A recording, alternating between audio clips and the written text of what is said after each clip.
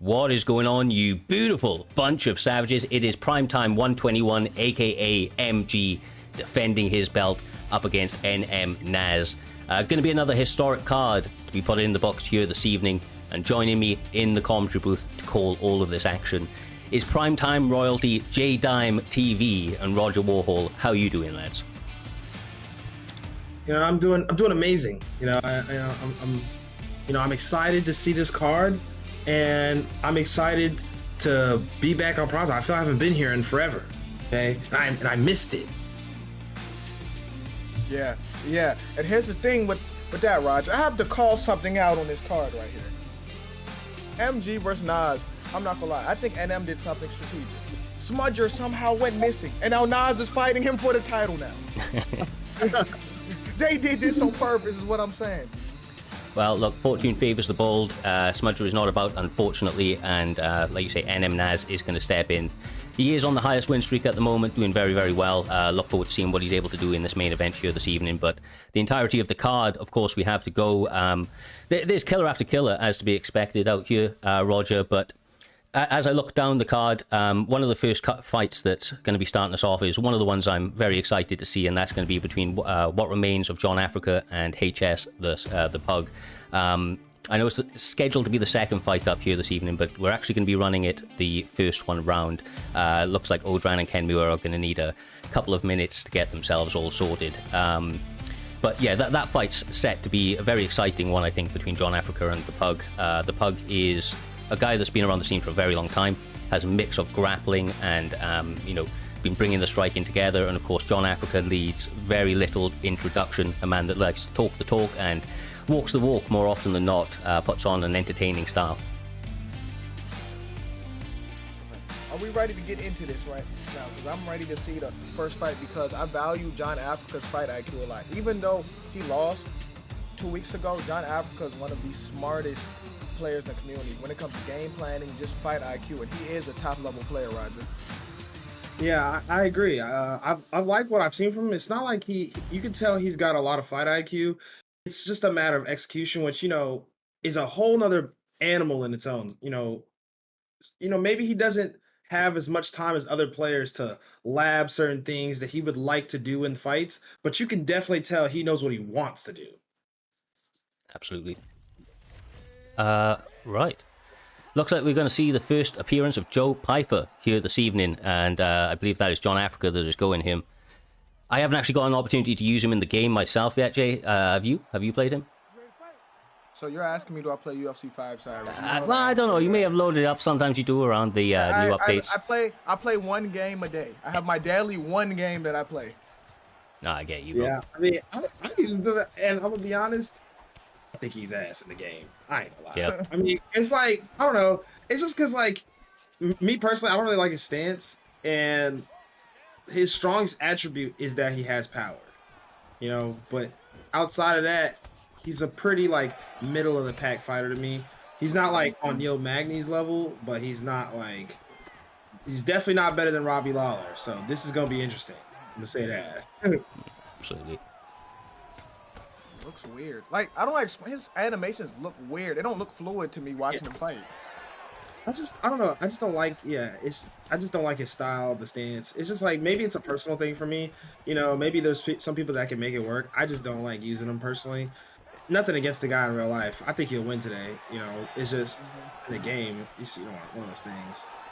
Well, John Africa is a guy that game plans really, really well, more so than most people out here. He game plans for the entire camp, I believe, J-Dime.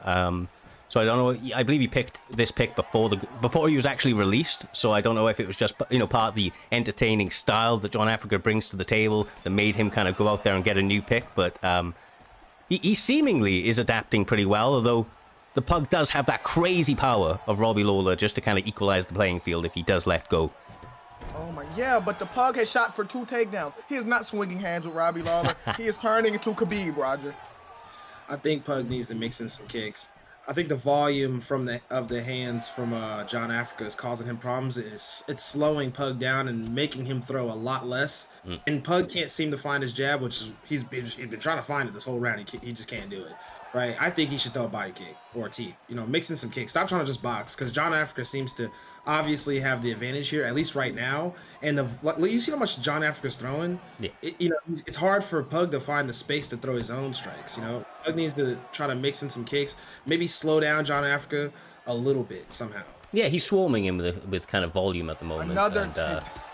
I think these takedowns are an attempt at that, though. I think they're an attempt to try and stifle some of this forward pressure. But the thing is that John Africa doesn't seem to get dissuaded too often, and he will grapple you if he gets an opportunity as well. And what a beautiful single leg high crotch takedown right there, Roger.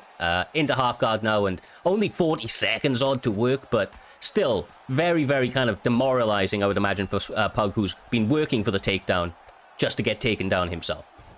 Yeah, I think John Africa's implementing his game plan. He's fighting his kind of fight. Everything's really going his way. He's doing what he wants, to be honest. He's beating him on the feet, and he just took him down and started beating him up on the ground. He's just taking him.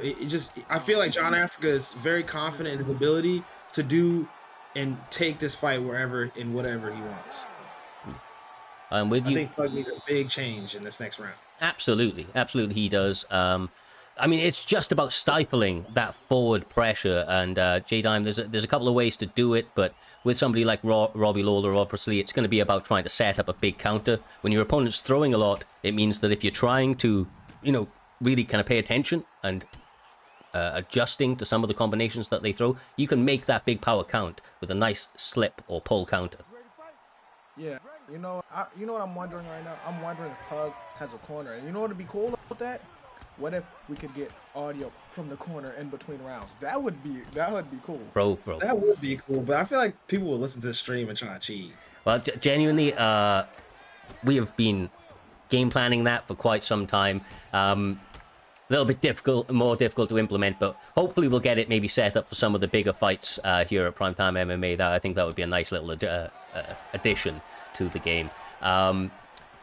The blocking game of Joe Pyfer here this evening from John Africa, really, really strong. He's keeping that guard up. He's setting up all of his shots just in the right range and making it difficult for the Pug to really get going. Beautiful pull counter. He needed that. But what do you think Robbie Lawler needs to do to take advantage this round, Roger? Go first. Stop backing up. You have more power. You're faster. You're Robbie Lawler. Go forward. Yeah, John Africa's throwing a lot. Yeah, he's landing a lot. The only thing that's really deterring Pug is the 1-2. It's not even like the hooks are really landing. It's really the 1-2. You can't stop the 1-2. Slip your head to get in, and then start letting your hands go in the pocket right here. Like, just let your hands go. Like, you see what happened when he let his hands go? Look at how low Joe Pyfer's head health was just a second ago. Let your hands go. Go first. You gotta just do something different. Well, especially if he starts to meet him with it now. He's got a slight stamina advantage, and if he just, starts to meet him with some of that and maybe tag up the body a little bit as well, he's going to find himself quite a bit ahead towards the end of this first round, I would imagine, given the fighter picks. But he's struggling, man. He's so struggling to get going. He's waiting. Yeah. He's really waiting too much. He needs to go. He needs to go first. He doesn't see the straight punch coming either. He keeps getting hit. You see he got hit by it again? He doesn't see it. He needs to just go first, man. Straight.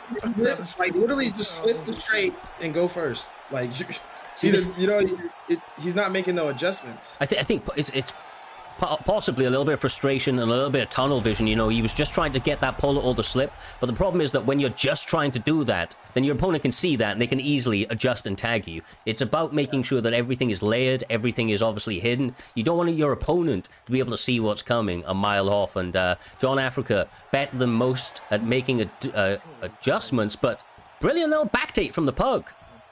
Can't hold it though, Jay. I'm about to tell you the problem besides that he's waiting. He's waiting his turn, right? He's trying to wait for the storm to stop. Oh, yeah, now I'm going to go. You have to go first, like Roger said. Yeah, he needs to go first. You have Robbie Lawler. Like, you have the better pick. You just got to let your hands go. I don't know what's making him. Oh, I do know what it is. Like I said, he can't see the straight punch, and it's the volume. You can't be scared. Oh, my God. Oh, my God. That's beautiful. That's over. It's been over for a while. 8 seconds. Defense keeps Pug in it a little bit longer. It ain't over, man. It ain't over. But I mean, I'm with you. I'm with you, though. Kind of. He needs to do it. He needs to do something to shift momentum. He has not had a moment yet this fight. 100%. 100%. Look, when I say the fight's not over, John Africa has been absolutely obliterating Pug in this fight so far. He really hasn't had an opening. And I think that going first is definitely key. He's not actually out of it in terms of head health on that, although it's getting to that point. It's just about boxing combinations. You are Robbie Lawler. You've got power in those hands, and you can afford to take a little bit. So, I don't know, man. Might be a little bit too late now, actually. That head health kind of... Yeah, his head health is too low now. Now Yeah. he has to go first, but he has to be strategic about it. I still think he needs to go first. He needs to be like a patient pressure right now. Oh! You know? And, oh my goodness. That's yeah. This is a beatdown. He This don't is even have to do it. He just tries to. He keep trying to take him down, like, and he goes, like, oh my goodness. Oh my! Ragdolled him. Jesus. That was impressive by John Africa. I'm not gonna lie, he just broke him down the whole fight. I mean, not really anything he did wrong there. No. 100%. He came out and he executed the perfect game plan, as John Africa often does. He talks the talk, he walks the walk, and once again puts on a fantastic performance here this evening. A bit of a shutout over a long-time player within the wider UFC 4 and now 5 community. The Pug, obviously not his night here this evening, has some adjustments to make, I'm sure, in the striking realm to deal with somebody of that sort of pressure, but of course the night tonight is all about John Africa and the fantastic performance that he put on. Incredible. I can't wait to see him back, J-Dime. I mean, I feel like we've seen him in the past reach that kind of upper echelon. I feel like he's going to make it again if he keeps putting on performances like that. Yeah, John Africa looked really good, and I feel bad for the Pug because he got victimized and there was nothing he can do about it. But this is a great win for John, who's looking to build his way back up the ranks and one day maybe get a title shot one day. Yeah, John Africa looked really good in that fight. That was a good way to start the card off, honestly, though. It was very entertaining. I mean, it was a lot of... That wasn't a boring fight at all. That was a great way to start this card. You know, I'm curious, what the rest of the card looks like if that fight was like that, like, pretty good fight. No, for sure, man. Like, I honestly always expect entertainment when John Africa is part of the card. One of those guys that you can write down, in your schedule that it's going to be one of those entertaining fights. Know that he has ambitions to jump in the commentary booth at some point in the near future as well, and with all the call-outs he does and everything else, everybody seems to be vouching for the man. I'm sure that he'll be joining us sooner rather than later. But for right now, J-Dime, we don't have that first fight. Odran Kenmure still unavailable. We are going to hold out a little bit of hope that it will come back in a little bit later on this evening, but for right now we're going to be moving on to the next one. We have K Got Bills up against NBK Optimus Jojo. Looks like, my man, we're seeing the first appearance of Bryce Mitchell, which at least for me, I'm pretty excited. Bryce Mitchell, I heard listen, I haven't used him on this game, but from what I've told, he is horrible on this game. Very bad. I haven't used him either. His ground game is pretty good, but everything else is bad.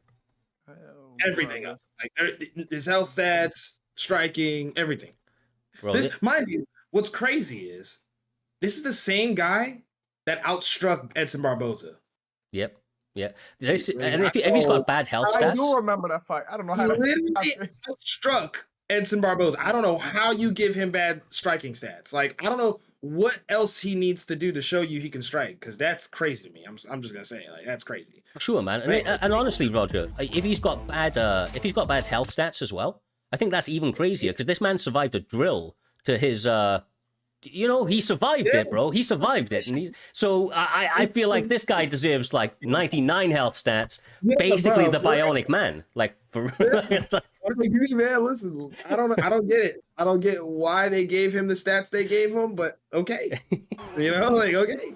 Hold on, who picked Bryce Mitchell? Which one was it? K? Yes, it was. K Got Bills. And Bryce Mitchell. Okay. But K is looking to grapple. You know what type of game. I know what type of fight we're in. I should get me some ice cream to go with this, Roger. Oh my god. Well, the thing is, J-Dime, I don't know if you remember, last time out, he got subbed in under a round, K Got Bills. Yeah, by Mozzie. Yeah, exactly right. Yeah. I feel like he has a point to prove here this evening, because he came off a suspension for basically doing nothing in a fight.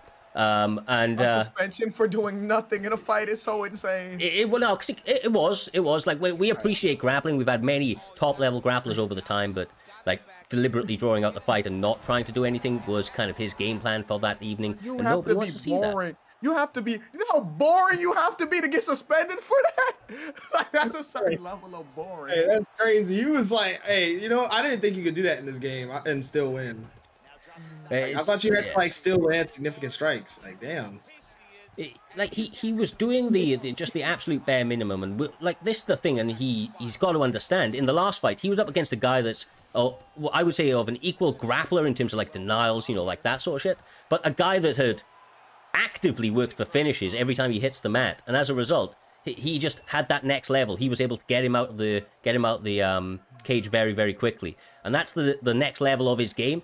If you don't want to work on your striking, if you want to be a grappling specialist, you need to be able to finish people, whether it be submissions, whether it be ground and pound. Sitting in a full guard is kind of a neutral position and doesn't really win you fights, at least in my opinion. Yeah, It's going to win him this fight only because I ain't gonna Charles lie. hasn't done anything. That's the only reason. Hey, nah. What if he's doing it again though? Like he's low key doing exactly what you just said. This is the game plan, man. Listen to me, King. By any means, get the win. By any means. No, this is the thing, right? He might not be feeling none of that. He might be like, man, I'm gonna do it again. He has 3 rounds to work, and I do appreciate that on the ground especially, you do have to be somewhat patient. It's not about just like, you know, recklessly rushing forward or anything like that. I want to give the guy the full 15 to, you know, work his game and give him his, you know, credit to try to work that game plan. All right. But does have to work it, right? Does have to work. I'm not gonna lie. Part of me hopes he does it again. That would low key You bastard, be bro. so funny. No, it would because he's already a villain. He already got like, They already, and people already hate him. So, like, if I'm him, I'd take the villain role. You got Josh in the chat saying people like K shouldn't be allowed in league. Like, I'd take the villain role, Roger. Do it again. Don't encourage this, lads. Like, what are you doing to us? Amazing. Well, I will say Optimus Jojo, now, since it's been on the feet, has been trying to take the lead in this one. Good little combination right there from K-Got Bills, though, utilizing uppercuts and lead hooks to his advantage. Let's see the statistics in between that round. I mean, that was a lot more active. That's the thing. He landed more significant strikes in that round than he did in the entirety of the fight that got him suspended. No, I'm not joking, man. I'm not joking. So, like, he's being active out there. I feel like he's trying to make the adjustments. He's obviously being safe about it, but working the game so far. Optimus Jojo doing a good job of answering back. Obviously, got to remember as well, Roger, he is Charlie Olives, which has got a fantastic ground game of his own. I mean, it's not like he's a fish out of water when it hits the mat.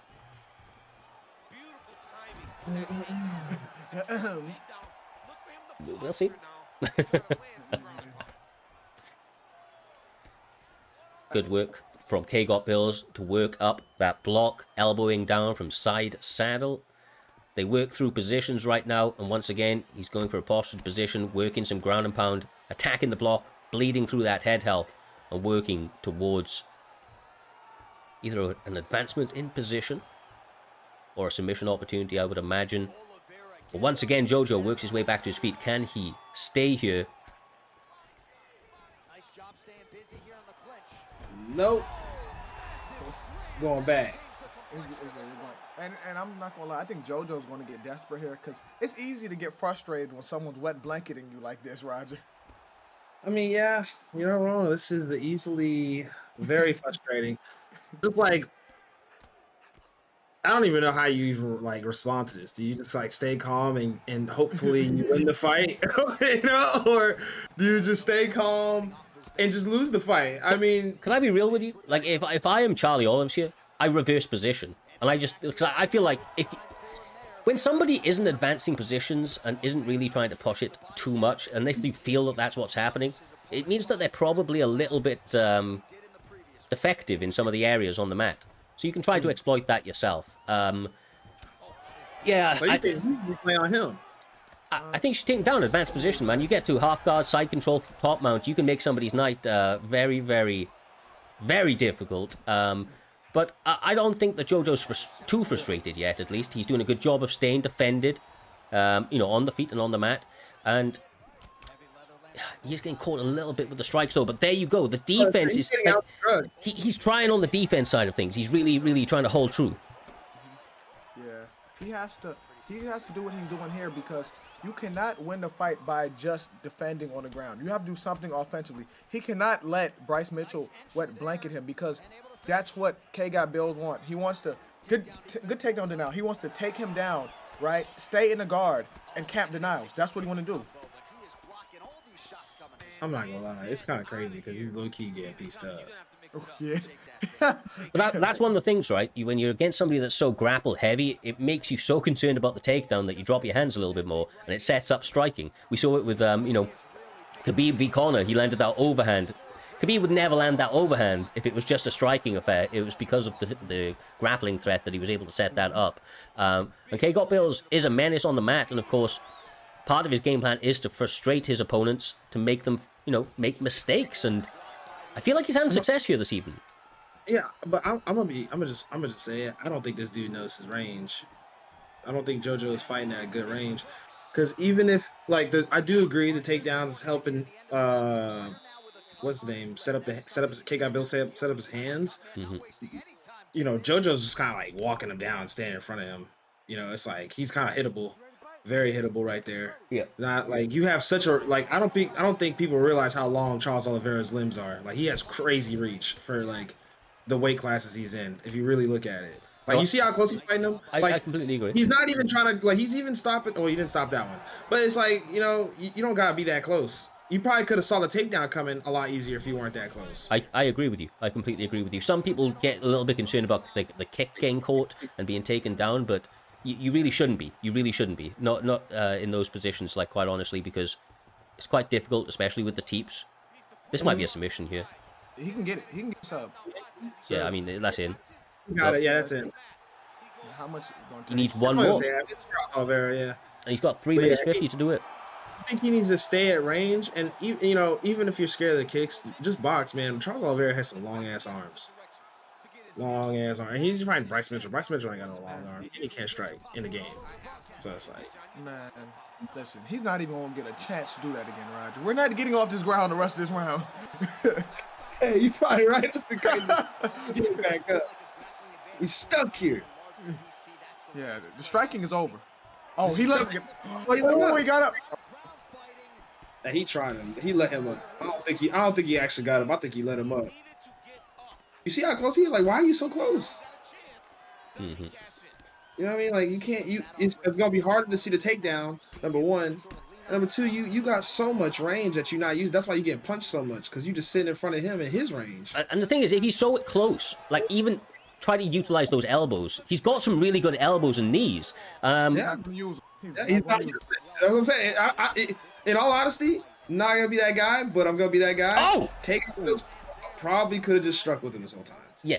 And that's sad saying. That's sad to say. There's so many factors, right? I've seen JoJo do better than this. I don't want to be too harsh. I have seen him fight much better than this. I want to say some of it may be frustration, some of it may be a little bit of nerves. Either way, he's I can see him being frustrated for sure. Yeah, absolutely. Oh, Jesus, man. Taking the pictures. He's just trying to wait. He's doing, your turn, my turn, and it's not favoring him, man. You can't do your turn, my turn at all. There it is. Oh, okay. He needs more of that now. He needs more of that. There we go. Fight behind the jab. See, now he's starting to fight a little better. You fight behind the jab. It sucks he's starting to do this so late in the fight. I wish it was a 5-round fight. Fights like these, I wish for 5 rounds, because I'm curious what other, because sometimes it takes people a long time to make adjustments. 3 rounds isn't enough sometimes. Maybe this guy would have made the adjustment and got a knockout. Can I be? He's about to get subbed. Yeah, he's about to get subbed. Yeah, he's getting subbed. That's GG's. The thing is, though, K. Got Bills is definitely a guy I feel that his style favors 3 rounds. It's often the case against grapplers. 5 rounds I feel favors the striker often, and the game at least. 3 rounds often favors the grappler, just because you can really kind of make it work when there's low stamina, obviously, especially on the feet. But K. Got Bills did a good job there of just staying kind of safe and working towards a finish throughout the bout. Like I said, I wanted to give them the full 15 minutes, and GG's, they did that. So that is exactly what you wanted to see. A lot more action, basically. They worked for it, whether it be on the feet, on the mat. They were going 4 strikes, 4 submissions, and ultimately we're able to set it up towards the latter end of this fight. Excellent job from them, and I will be interested to see where they go from here. Another one in the history books, of course. I will have a quick check to see if the next fight, or the first fight, is actually good to go. Ken Moore is now loading up full. Apparently, the first fight is now actually ready. So, obviously, we were running a little bit late here this evening. I do apologize. That one is on myself.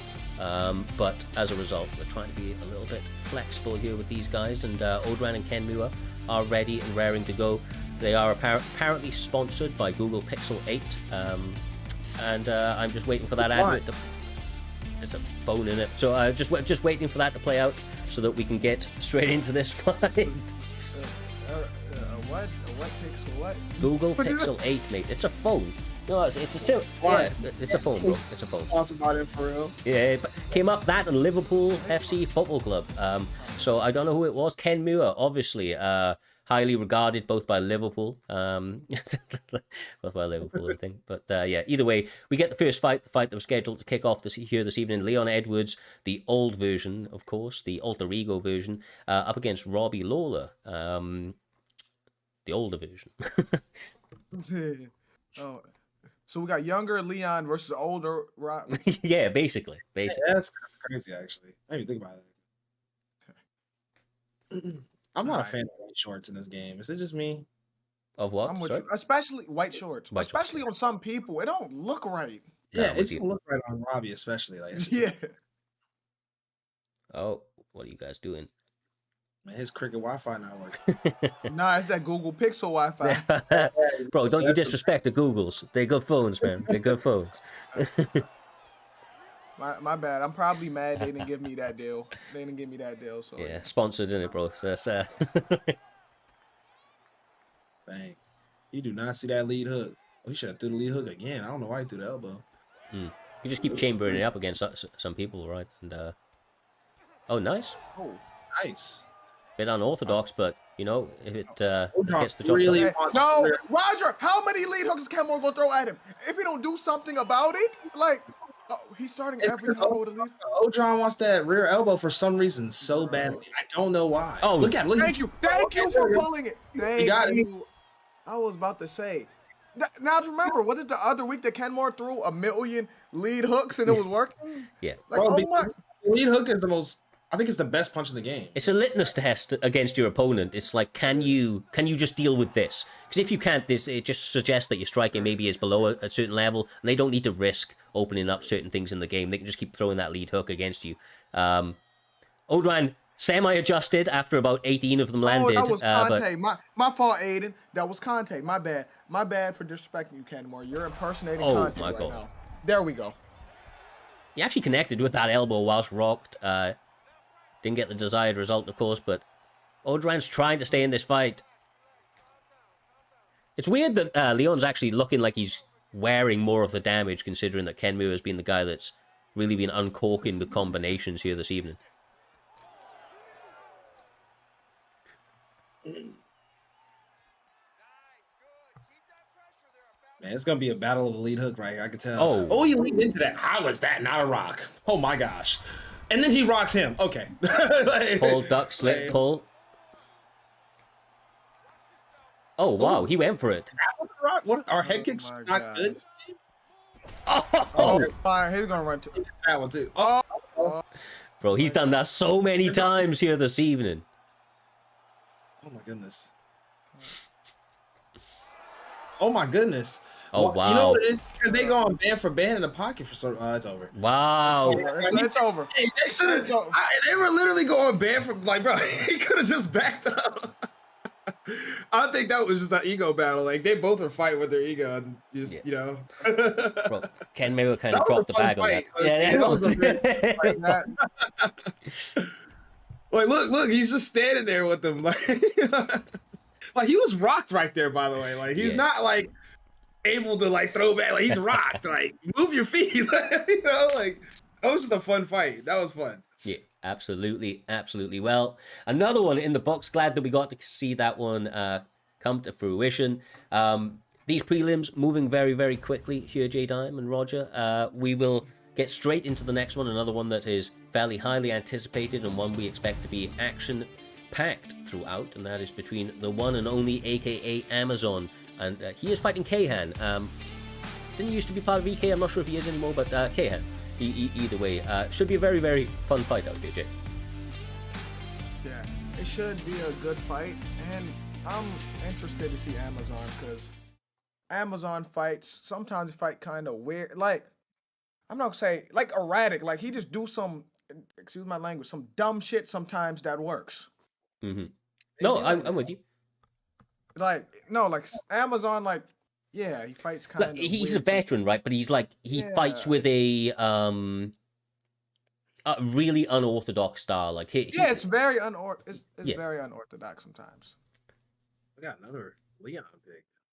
Hey, is Leon good or something? Is this? I don't think we've ever seen this many Leons in one day. Why? Did they buff him? I know they ain't buff him. I know for a fact they didn't touch him. I'm saying no way they buffed him. You know what's crazy is the not prime, but current Leon has 92 chin health. I don't know why. I think he definitely deserves at least a 93 or 94 or something. Like something a little better. Probably the Nate Diaz rocking him. Nah, because he had a 92 before that. Did he really? Yes. Yeah. Oh, wow. I don't know why. Like, and it's crazy because getting rocked doesn't like that means we're gonna just lower your chin health all of a sudden. Like that means Shavkat's chin should be like a 90 because he got rocked a couple times by Jeff Neal, you know, like, and Jeff Neal not even in the game. So oh my gosh, Dana White is trying to take his block off, ain't he? Yeah, Kahan and Dana White have got those hands. Ooh. They are here angry at recent pay disputes and are looking to settle it in the cage here this evening. He said, "You want more money? Fight me for it." That's the only way Dana gonna pay him. Yeah, you gotta fight me. Tito almost was about it. He was about to fight him for that. I mean, Tito might have lost that, but hey, Tito was about it though. That's what matters. He was willing. Nice. I think the wrestling is what he needs to do. That's smart. Dana ain't got no grappling. He don't know nothing about that. Yeah, Dana ain't got nothing. All he got is some boxing. And a 99 chin. Yeah, his chin is insane. He got up. He let him get up. Hey, you let him get up. That's crazy, losing to your boss. Like, imagine you get to Dana White, right? Imagine, right? I would say, what's a fighter that don't like him? T. Wood, right? Tyron Woodley. Imagine Tyron Woodley gets beat up by Dana White, Roger. He's never going to pay him now. No, bro, you know what's crazy? Imagine if him and Tito Ortiz actually did fight. If they had that boxing match, I was thinking the same thing, bro. It was a boxing match. It was a boxing match, bro. Bro, I think gonna win. I ain't gonna lie. He would have won. I think he might have won it. That's what I'm saying. No drug testing. TRT Dana White boxing only against Tito Ortiz. Yeah. Take my fucking money, bro. Dana wins that. And I'm serious too. It's not a joke. Dana would have won that. People forget. He don't got hands. He don't got hands, bro. People forget. Dana probably got more boxing experience than Tito. Yeah.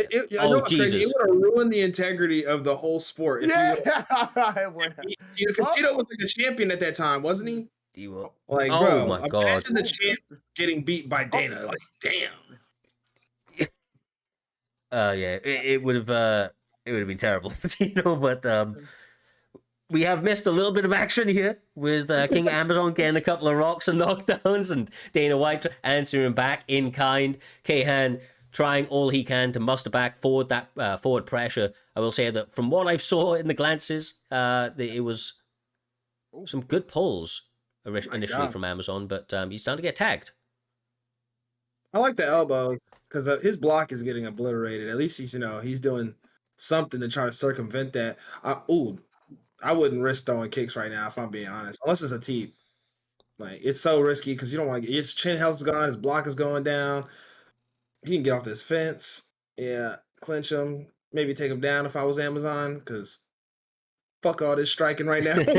Like is getting obliterated. So that's a crazy first round to be real. No, that was a crazy first round. That was a lot. Hey, yo, show the numbers real quick. I want to see how much he threw. He's not gonna do it. Show the numbers. Show the numbers. I want to see this. Exactly. Shout out Mr. Humble-Dink in the chat. Hope you're doing good, my brother. Did you see who is the humble guy? Jesus. Yeah, bro, that's that humble guy. We saw very quickly there was 3 stuns to Dana White and 1 knockdown to Leon Edwards. I ain't gonna lie, I was not paying attention. I was trying to see the numbers for how many he threw. Yeah, there was a flash, bro. It wasn't on there for very long. Wasn't on there for very long at all. Some knees right there. Good combinations on the inside. His block is gone. He need to run through Amazon's block. That's what I'd do if I'm him. He already doing it. He just don't want to get counted. He got counted a couple times in that last round. He already, man, look at him. He like the Terminator. Amazon need to pull one of the hooks because he's not the combos. I think Amazon needs to just try to stay in the middle of the cage. Fight for the middle of the cage. Stop backing up. It sounds crazy because his block's already gone, his head held so low, but that's how you beat this right here. Because if you look at what Dana's throwing, he's not throwing anything too crazy. It's a 1-2-1 hook. Like you can pull. It's not complicated combos. No, and you can see the straight shots coming a mile off as well. So like just pull those hooks, bro. Because he's throwing a lot of hooks. Yeah. He's literally double. Yeah, exactly. He's throwing double hooks. Like, bro, I think the problem with Amazon is his back is on the fence, so he has nowhere to move his head or move his feet, and it's causing problems. You see now when he's going forward how much success he's finding right now? Yeah. That's what he should have been doing in that first round. Just fight for the middle of the cage. Stop putting your back on the fence. Dana White too crazy. Yeah, he hook spammed. Oh my! It might be over though. Overhand from hell. Oh, good defense. Great defense. Yeah, that was great defense. It's just because his head health is so low now. It's such a risk, but that's the way you beat what's going on right now. It's just now it's kind of too late, but that's what he should and needs to do to win. If I'm being honest, you saw it just now. He was finding so much more success when he was going forward. He just has to protect his chin at all costs. Oh my! Bro, he had his hands up. It didn't matter. Dana White punched through that shit, sent him to the land of wind and whispers. It was too late at that point. It was too late. So bad. Listen, Leon is never going to get the promotion that he always wanted. Dana's not going to push him. He's not going to fight on the main card anymore. Because what is he going to tell Dana? What can he do? He can't make the rest of Dana. Dana going to say, I'm going to beat your ass. That's what he's going to tell him. Well, rumor has it this entire fight was formed around recent pay disputes, and Dana White obviously coming out on top here this evening. Looks like Leon Edwards will not be getting a pay rise. That's either way, fun fight, and it continues. It continues, lads. Dana White getting the big W there here this evening. Good job from Kahan, man. Good job from Kahan. Okay, so this next fight was set and currently is set. It was a little bit shaky. I heard moments ago we might actually have to skip this one, but from what I'm just hearing, the good news is KM Scarface up against EK Warrior still set to goddamn go. Roger, these two competitors are very, very fun to watch all round. Both kind of bouncing back recently. They were on 3-1, or 3-0 and 4-1 records up until their last performances. Both coming off a recent loss, but in the top 15 and still very, very highly entertaining competitors. Both hungry to bounce back and get back into that win column. Yeah, I'm excited. I'm excited to see more. I don't even know what to call these fights we've been seeing today. I feel like the past, like, I'm gonna take 3 fights because that one with Bryce Mitchell wasn't like the other ones, but all the other fights were pretty chaotic today. We've had a lot of chaos today, like just high volume. We had like one fight where there was a lot of block breaking. That was the last one, but other than that, it's been a lot of just hectic, like just standing in front of each other, just letting each other go. Not a lot of technical fights today. No, controlled chaos, I think, right? Yeah. Very fun fights. Everybody turning up like there has been recent disputes. Either way, we get to see these two guys who look to be striking, it would appear, with Jorge Masvidal and Conor McGregor. This is a fun fight, Jay, always. Obviously, a lot of options in the striking realm, on both sides of the equation. Yeah, and those are wearing Christmas colors. I just noticed that. But the thing is, no, I just noticed that with the shorts. But I wanted to see that fight in real life. Like, that would have been one of the most marketable fights in UFC history, Roger. What, Jorge versus Conor? Yeah, when Jorge was at the height of his, when he thought he was that dude. Yeah, I think so too. I don't know. Oh my God. That was nice. I don't know. I'm not really like. I just never really was too interested in that fight. There's so many other fights that Conor has to do first. I feel like he needs to finish the Nate Diaz trilogy. Before and when Jorge was in his peak, that was before he had finished what he did with Poirier, right? Like that trilogy. You know, there's other fights I think that are just more important than Jorge. Even though I think this is a huge money fight and it's a great fight for the company, I just think there's more important fights. Yeah, I agree with you. I just remember when Jorge was talking trash about Conor when he was wearing the same little Versace robe. I remember that, and I was like, I want to see Conor punch his head off. That's what I was thinking at the time. Nice, man. I'm liking what I'm seeing from both of these guys. They're throwing out some flashy little techniques, the little feints, you know. Yeah, I like pretty it. clean. Conor seems to be better in the fight. Oh my God. That was nice. Yeah, Mystic Mac. Level difference. I think yeah, I was about to say there's the technical difference. Jorge's throwing a lot of bullshit. Jorge dropped him. I will say that. He did drop him right there. Thing is, I think Jorge's missing more, though. He is a little bit, but like there's just been narrow margins. I feel like both guys are throwing good shit, like rightly timed stuff, right pocket. It's just like there's millimeter differences. There's millimeter differences, and EK Warrior is the guy that's on the right side of that right now. He seems a little bit more zoned in, just a little bit more. He's the better fighter. Yeah, that's what I'm on. He's the better fighter. That's what it looks like right now.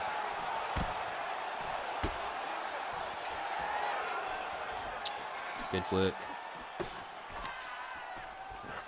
Jesus, man. Jorge Masvidal now getting a little bit desperate, let's say. Knows he doesn't have too much left in the tank. With Conor He McGregor. have stamina, and it's the first round, Cyrus. Yeah, exactly, bro. I thought he called out bullshit. Basically dead in the water now. He's getting caught in between his combos now. I'll never say never, but like never, innit? Like it's he's pretty dead. He's completely out of the fight. He dropped Conor a couple times, so he could definitely again. Yeah. You know, but I think it's just like in that first like 2 minutes, especially, he was throwing so much, and it was like not even like I feel like it wasn't even with the purpose of I'm gonna hit him where he's not blocking. I'm just gonna throw like these preset combos that I have memorized, and something's gonna land. And he kept doing it. And you know, Conor's over here sniping him, and Conor's landing his own combos now. And you know, here we are with the stamina. But it's not like Jorge hasn't landed at all. He's landed some, you know. Oh my! Spin to the body. Oh my god! Oh my goodness! In the pocket, he's so goddamn clean. Oh. I don't know what that was. That was a bit close, but. He's the better fighter. Yeah, absolutely. By a lot. It's oh my. Oh my. Body work is so good. This is brutal. He's doing his body work is Brutal. Right. Jesus. That was very, very nice. That's my performance of the night so far. Like that was beautiful, yeah, Jay. Very good job. That was actually excellent. It was a level difference. Like no, for real, it was a level difference between those two. Yeah. It was a clear difference. Yeah. Better. Like that dude just cooked him. That was a great fight, honestly. Body. That's great body work. Yeah. It was, man. You did nice body work, nice pocket presence. I mean, not presence. I'm not football, but you know, like just it was beat him everywhere. It was nice. Absolutely. An incredible fight. Another beautiful win there. Yeah, man. These prelims guys have all been really delivering here this evening, and they've all been building towards what is the featured fight here this evening, Jay Diamond. That is between NM Proxer and Samurai Robin. Okay. This fight, my man, it's a really fun one. You know that I'm a big fan of both of these guys and the styles that they bring to the table. I think this might be the first time that we've seen them match up under PrimeTime as well, which is a bit interesting, but a pleasure to see for the first time here this evening, I'm sure. Man, here's the thing. So, I remember Samurai Robin, great fighter, right? We always know he was once PT champion. He has beautiful leg kicks, beautiful kickboxing. But the problem is, it's what have you done for me lately? The last time I seen him, he lost to go to MMA. Guess what's happening, right? He didn't look his best, and I remember what Smudger did to him. So now it's time for Samurai Robin to build his way back up to what we know he can be as that clean kickboxer, Roger. Yeah, exactly. That I watched that fight. I'm not gonna lie, I thought Goat was gonna get cooked. Surprised me. He definitely surprised me. Goat striking has gotten a little better. I've been showing him the ropes a little bit. I'm not gonna lie. You said I was showing him. I seen you helping him striking. I seen you teaching him how to strike. I was a very key part to him winning that, but I still thought he'd lose. It's okay. Look, on a serious note, this is one of those things where Samurai Robin, I feel like, his back's against the wall a little bit. He was expected to win that fight, especially if it stayed on the feet. And it did stay on the feet for a large section of it, and it didn't go his way. But of course, Samurai Robin's a guy that trains in real life. It's oh wow, okay, we'll come back to these guys in 2 seconds. Somebody router is fried. Yeah, I don't know what that was about, but Samurai Robin is a guy that fights in real life. He trains in real life. I feel like this isn't going to be the first time he suffered adversity, and he's going to be able to bounce back better than most people, I would imagine. So he's going Joe Pyfer again here this evening. So I know that we spoke a little bit earlier on. Joe Pyfer again? Yeah, well, yeah. It seems he did win today. No, he did win today. So yeah. No, that's very true. That's very true. He won his first fight. We'll see if he can go 2-0 here on Primetime 121. Was he fighting Darren Till? I think he was fighting Darren. Is that hold on. What today? No. Sorry, on tonight on the card. It was Robbie Lawler, right? No, he's going back to Darren Till right now. No. Earlier it was Robbie Lawler. My fault. No, so in fact, I think that they were 5 rounds. I think they had gone in as 5 rounds. That's why maybe why they had disconnected. So fair play to them. Fair play to them. They got back in now. Samurai Robin was Darren Till. That's crazy, right? I thought Till fits him. That doesn't fit him. Yeah, I thought Darren Till would have been his pick, and the other guy would have picked Joe Pyfer. But okay, all right. And it looks like I like Darren Till a lot. I think he's fun to use. I do as well. That Celtic cross is really, really sweet with him. Obviously, he's rangy as well. Yeah. The only thing is his chin will forsake you. He's a 90 chin. Actually, all his health stats are 90. Yeah. Straight to hammer, not a nail, for sure.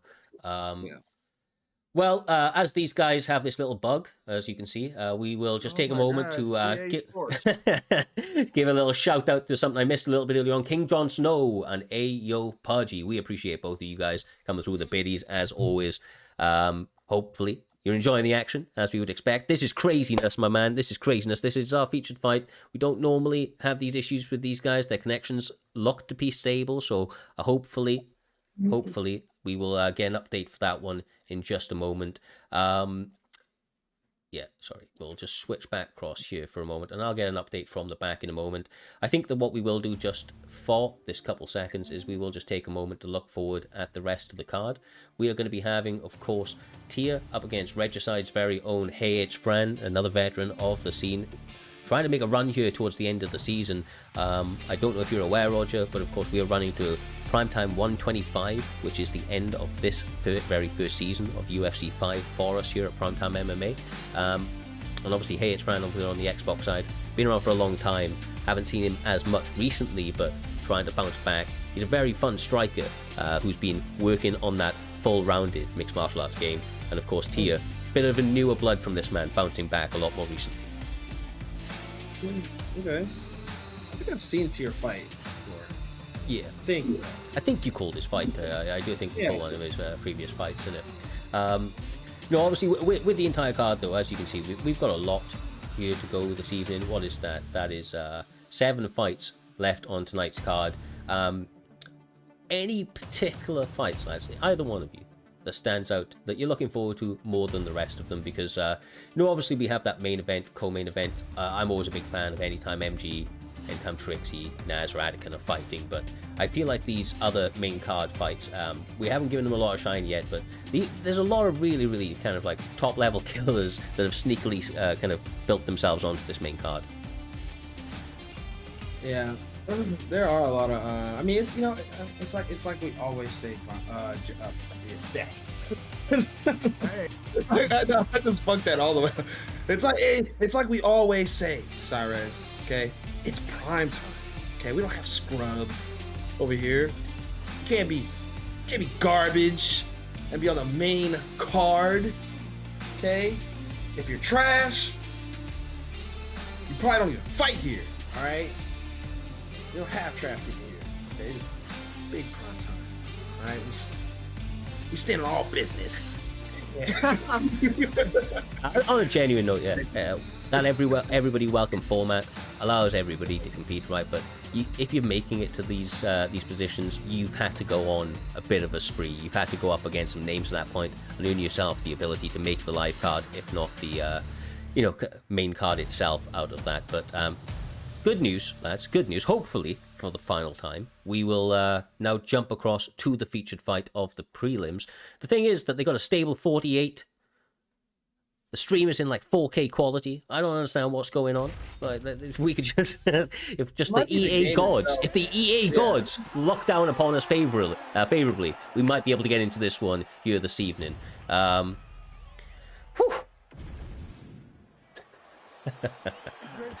Jesus. Well, here goes nothing. They touched them up for the first round. So far, so good. Hey, you know what's crazy? You know, as much as we talk bad about EA and about the game and whatnot, I gotta give him credit. The detail in that bald spot right there on Joe Pfeiffer's insane. I mean, it is. No, it is. Actually, who would have thought to think about putting that just random bald spot? It's not even like it's like in a weird spot. It's not even like like a spot like in the middle of his head or the top. It's like in a weird. That must be his real bald spot. That must be really there. It's gotta be accurate. I mean, whoever made this character model really did his job. You know, he really did the research. You know, I gotta give it to him. You know, because that is a hell of a bald spot right there. Did not know that was there. Not even in real life. You know, I did not know. I believe all of the fighters are actually scanned in, right? Like, basic, all the fighters at one point or another have been scanned. All Joe was not scanned in when this game first came out. That did not look like Aljamain Sterling. Not scam Bueno Silva either. That is not Bueno. They've got to like rebrush everything, of course. But like in terms of they made that from scratch, man. I'm not gonna lie to you. I ain't gonna lie. Some of the there's no way. The scans, either that or the scanner they use is broken. That is left hook lands though. Samurai Robin, big connection, still attacking that leg. Although Joe Pfeiffer is not traditionally a leg kick artist, I don't believe at least. Darren Till kind of getting beaten at his own game a little bit right now. It's surprising to see that he's the smaller of the two guys. You know, I didn't expect him to be kind of a little bit undersized in this fight. I think Proxer needs to let the 1-2 down the middle though. That'll stop those leg kicks. At least it'll punish him for throwing it that close. Because he's throwing the leg kicks like in punching. It's not even like he's throwing out. You can't. But what you can't do is sit in the pocket and trade with Joe Pfeiffer when he got 90 chin. That's what you can't do. Okay, Joe Pfeiffer definitely has 95 power. You know that's. Yeah. See, he needs to let the 1-2 go. Like I would just literally focus on throwing a 1-2 until Samurai Robin starts slipping his head. I'm throwing 1-2s. I'm not spamming it though. You know, like I'm timing it when he throws the kick. Especially since he's not checking them because he hasn't checked a single leg kick. I have not seen it. He's getting fried really badly right now. Oh, powering those hands a little too much. Samurai Robin continuing to connect time after time. He's got Darren Till injured, and as Roger pointed out before this fight started, that's one thing that he does not have, and that is health stats to go with all of the striking that Darren Till possesses. So, fighting a little bit of an uphill battle, but if anybody can do it, it's NM Proxer. He's still the one that's kind of in the center of the cage, trying to walk down Samurai Robin, you know, but he's kind of walking onto some of his own damage, Roger, which is the part of the problem, right? You know what's crazy? I'm actually not mad at that, what he did at the end there. Even though he was taking a little... He was still getting hit a little bit.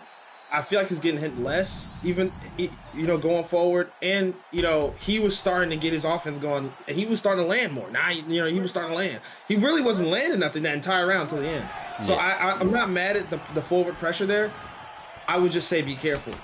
You know, you got to be careful doing that. That's why I said I would just do the 1-2 because you know, you have the range to do it. Like, he's too close, right? You got to like really be at the edge of the range. You know, that's what separates really good players and elite players, is being able to at the very edge of your range land.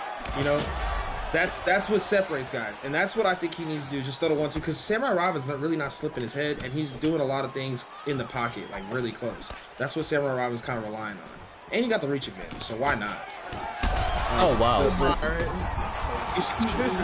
He just traded a rear hook for all that. You know?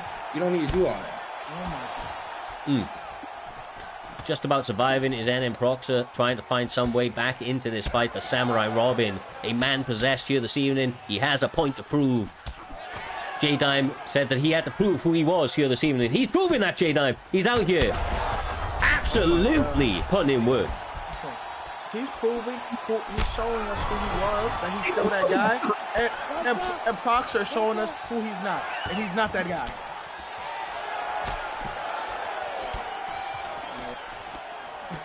99% of people would have folded to the pressure of Samurai Robin at this stage. Somehow, Proxer is at least still in the fight, although how much he's in the fight is a question, of course.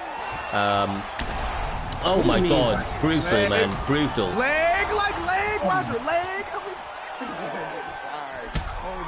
Because he want to land a hook so bad. It's not even the lead hook; it's the rear hook. And instead of like straight or something, when you throw that leg, it's like throw a 1-2. Just throw a 1-2. You see that rear hook he keep trying to land? And then when he throws the lead hook, he don't throw it naked. He throw a jab lead hook instead of just. If anything, I was just throwing the lead hook naked. Samurai. Oh wow, man! Wow. And that's a statement right there. Samurai Robin proved he is still that guy. He beat the dog shit out of Proxer, and there's nothing wrong with Proxer losing that. He's simply just not him. He got to go back to the drawing board. That's it. But he did what he had to do. That's performance of the night. That's what that is. Oh, either that or well, you know, I think John Africa's in there too. They both use Joe Pye. Oh, and who used Connor? That Connor versus Jorge. Yeah, I was going to say that there is a couple. There is a couple. You know, it's kind of hard to give him that decision. Yeah, there's a lot of good ones. Yeah, there was a lot of good ones. Well, like we said, man, tonight has been absolute controlled chaos from the opening bell to the last one. We had that, you know, even K got Bills got to finish, man. Even K got Bills got to finish, and that says a lot, bro. That says a lot. That guy bounced back, answered back. Hold on, what you mean by even K got Bills? You know what I mean. You know what I mean, bro. No. You know what I mean. And I respect it. I respect the fact that he's made that adjustment in his game. So, like, I ain't even shitting on the guy. I'm just saying that. That is where we are at here this evening. Tonight has been... Everybody's doing it, bro. Everybody's out here putting on fantastic performances, and we expect that to continue late into the card. Throughout the entirety of the card, the primetime guarantee in full effect here this evening. Of course, we are about 7 or 8 fights into it. We have about 7 or 8 fights left to go. So, as is traditional, we will take a 60-second intermission, get these guys all ready in the main card to run through nice and cleanly. Make sure to stick about, get your drinks, get your refreshments, do your toilet breaks, whatever you need to, but make sure to be back in 60 seconds exactly to continue the controlled chaos, the virtual violence that is primetime MMA.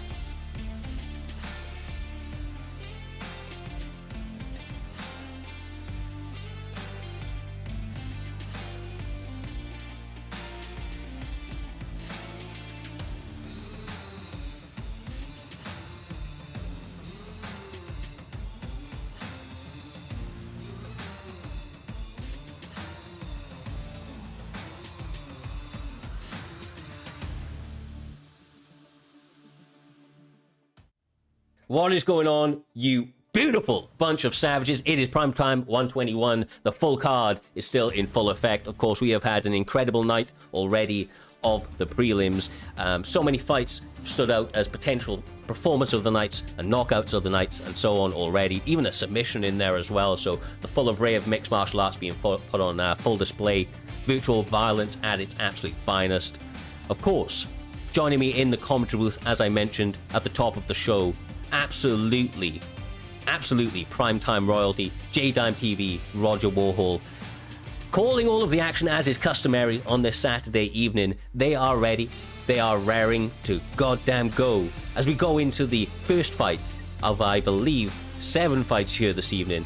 It is scheduled to be J-Dime Tia up against Regicid's very own Hey It's Fran. We haven't seen Hey It's Fran in a little while, I don't think, but he's coming back with a, hopefully for his sake, a standout performance. And Oh, okay.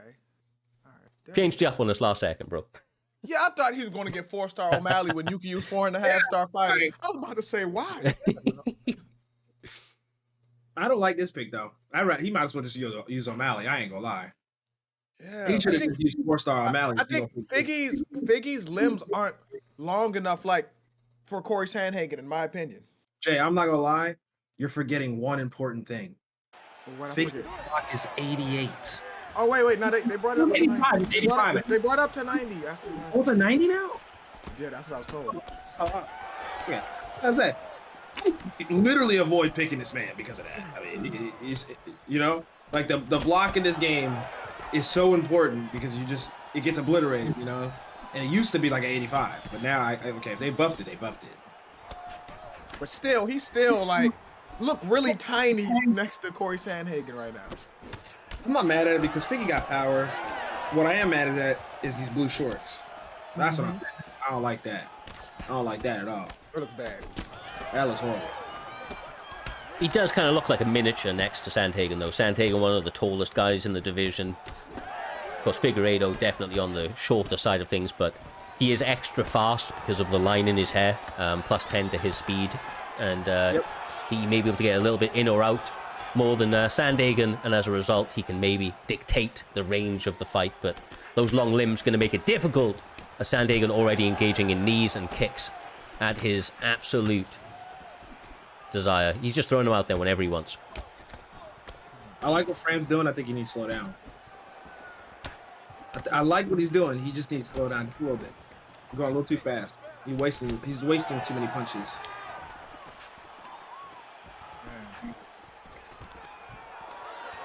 Good job. Yep.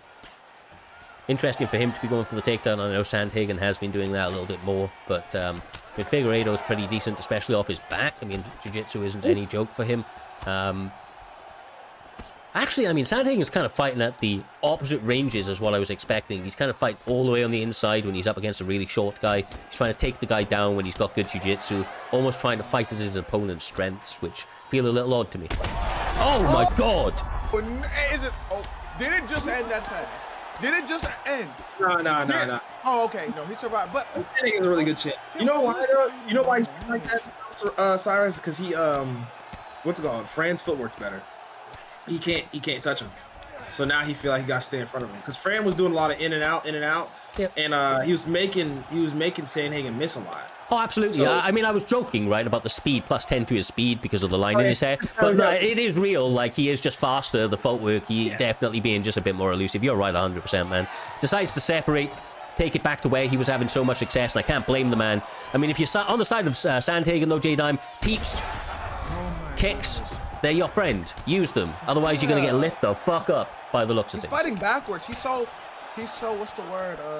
He's so reliant on his hands right now. He's supposed to use his kicks, use his long-range weapons. Let it be a clean match. Why are you trying to get into a dogfight? The smaller fighter with more power. Don't make sense. Agreed. Yeah. Switch stance, too. It's like fighting Damian Maia and shooting double legs. It's like Stephen Wonderboy Thompson or something. It's just like not a smart move. Fight to your advantages, not theirs. Obviously, there's a lot of time to work, though. It's not like too much was done where it can't go, either way still at this point, Roger. But either way, that was a really good round for Figueiredo. It's going to give him a lot of confidence going into the rest of the fight.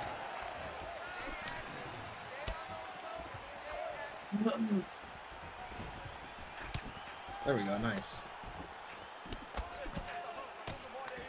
Everybody wants to land that rear hook today. Nice body kick. It didn't do a lot, but he'll land a better one if he keeps throwing it. He'll find the the optimal time to throw it. Nice. Oh, there you go. Nice boxing from Fran, but nice counters from Sandman. Oh my. That power, man, from Hates Fran. He's just timing it so well. The head kick lands, though. Go body, go body. Why are you being so patient there? I don't think this stance favors El Kukui. I think he should switch stance. Yeah, open up that kick to the body. Yeah, open up the kick to the body, and if you really want to throw that hook so bad, I mean, you switching stances probably gives you a better chance to land the rear hook just because you're the longer fighter. So you know, if you throw it from the edge of the distance, you can throw your hook. I'm pretty sure it'll land first, if not at least at a more better range than what he's throwing. No, I agree. It also puts that lead hook a little bit closer as well, you know, to your opponent's head in that stance. Lead hands are on lead hands. But either way, top mount is now the way to go. Oh my God! It's over! It's over! And why are you still swinging? Get off him! Damn. Get off of him! Oh my! What? That elbow, man? It chunked half his health away. Like, it was gone. It was gone. It was over after that. That's the crazy part. After the elbow, it was pretty much done. He still landed 4 or 5 punches, but I mean, yeah, but that's just because it's a late stoppage. Yeah. Whoever the referee for Bobby Green, Jalen Turner, was clearly refereeing this. Oh, that's the worst referee I've ever seen in my life. That's bad, the worst man. stoppage I've ever seen. I ain't gonna lie. Oh my. Yeah, that's what this reminded me of. Yeah, that was pretty bad. I was like, damn. You could have stopped that time. Well. Figueiredo making his bantamweight debut in Primetime MMA here this evening. Getting the job done with superior footwork, excellently timed takedowns and ground and pound, and of course, some really, really well-timed power shots on the feet as well. I feel like Hayes Fran really announced himself back into the Primetime division here this evening, landing at a high percentage, and getting the job done in a pretty emphatic fashion, as to be expected. Like I said before, an entertaining fighter that's been around the scene for a very, very long time, and we expect him to really try to mount something come the end of the season. You know, it'll be interesting to see if he's missed a step anywhere along the line since we haven't seen him, but I'm guessing not. I think he's somebody that's always going to kind of come back better than ever, but either way, another fun one in the box. It gets the main card started off, and about to get back. Yes, sir, J-Dime, as we look forward at the rest of this card, we have killer after killer, but the next one, my man, KM Mix-Ups. We're about to see KM Mix-Ups, and he's against BFAP Kante. I mean, two former champions. I mean, incredible competitors. Gonna make for one hell of a battle between these two guys. Man, listen to me. Kante was throwing a million hooks last time I seen him. I apologize for saying that was Kente, right? and Mix-Ups almost beat Fat Nader at one point for the belt. Almost. Yeah. He was almost there, and he's looking to get back there, and he needs a lot of wins to get there. But if he can't get past Kante, he'll never see the belt again. Hey, Jay. What kind of ice cream is that? Because that shit sounds delicious. Oh, it's strawberry. Oh, man. Just couldn't help it. Notice you were fucking that shit up. I mean, jeez. My bad. I mean, no, don't apologize. You're just making me a little jealous. That's all. I mean, damn. Now I wish I had ice cream myself. My bad. I didn't think it was noticeable. Well, either way, my man, you enjoy that ice cream. Maybe cool down a little bit, since all these fights are so action-packed, my man. So action-packed. I had to get a snack. That's how good the fights are. I had to get a snack to go with it. Yeah, no, I don't blame you, bro. I don't blame you. It's been pretty heated in the cage today. Like these guys really been going at it. But we're about to see Kamaru Usman on the side of that boy Mix-Ups, or Mixie, as he's got his gamer tag as these days, and BFAP Kante going going, the one and only Leon Rocky Edwards, appearing once again here this evening. But let's be real, that's a surprising pickup from Kante. He's really good on the mat and on the feet.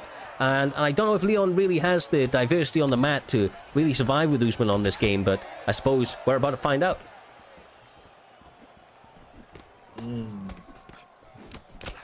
So we already can tell what Usman's trying to do. It's up to Edwards to circumvent that and maybe throw some teeps, create space so his block doesn't get obliterated too early. Mix-ups. Go ahead. No, I was just going to say, Mix-ups may not even be thinking about a takedown. I mean, this guy's been striking recently, and he did just come out here, land a pull elbow. You know that Usman has that power in the hand, so he may be just trying to throw like the whole misdirect, picking him, make him think he's going to go for a takedown, and just boxing the boy. Nope. I mean, he's throwing like 2-3 punch combos when he gets close enough. So if I'm Kante, I'm picking up on what he's doing, and I'm looking for counters maybe. Because it seems like Mix-Ups kind of already has an idea of what he wants to do. But that was a nice takedown. You know what? You were right. You called that shit, Cyrus. He set up the takedown perfectly. Made him think he was going to box, got him against Cage, and took him down. It was perfect. Yeah, I'll hold my hands up. I actually said it in reverse. I thought he was maybe just trying to pretend like he was going to wrestle, but he did actually wrestle, man. So I know you tried to save me, bro. You tried to save me, but I had to dead wrong myself. Either way, he set up, bro. He set up the double misdirect. He misdirected and then misdirected again. Mix-ups, truly living up to that name, Roger, and he's mixing it up, my man.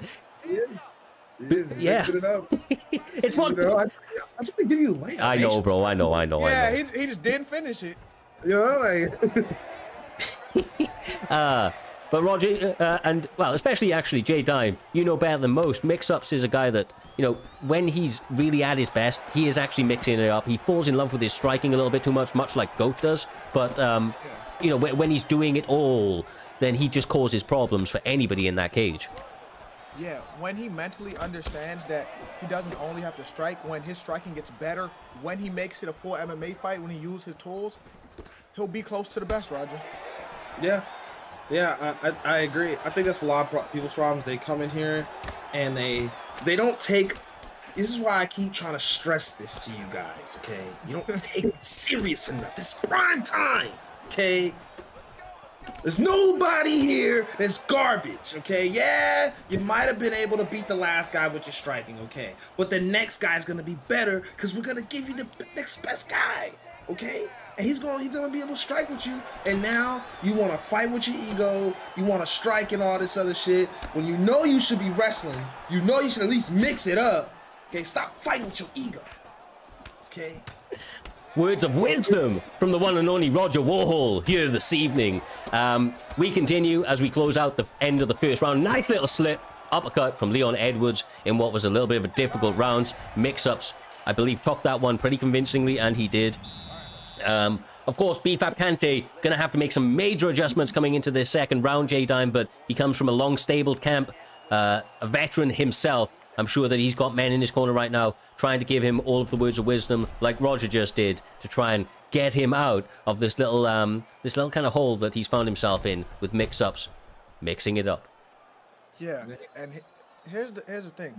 You know that Kante is going to make an adjustment because look who he has in his corner. He has maybe the PT Goat on Xbox and BFAP Trickzzy. He has so many people who's been at the top of the totem pole who can tell him who's fought Mix-ups too.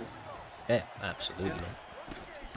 Oh, nice little pull counter slip. Like Kante's, he's trying, man. He's digging deep. He's trying to find those openings. I feel like the combinations from Mix-ups. We've seen it so many times tonight, actually, Roger. Just going first. Like Usman's going first. Mix-ups going first. He's leading the dance.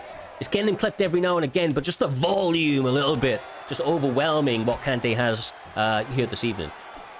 I think people are getting overwhelmed tonight. They're not staying calm. It's a fire. You gotta stay calm in that fire. This right here, this is stupid. That is stupid.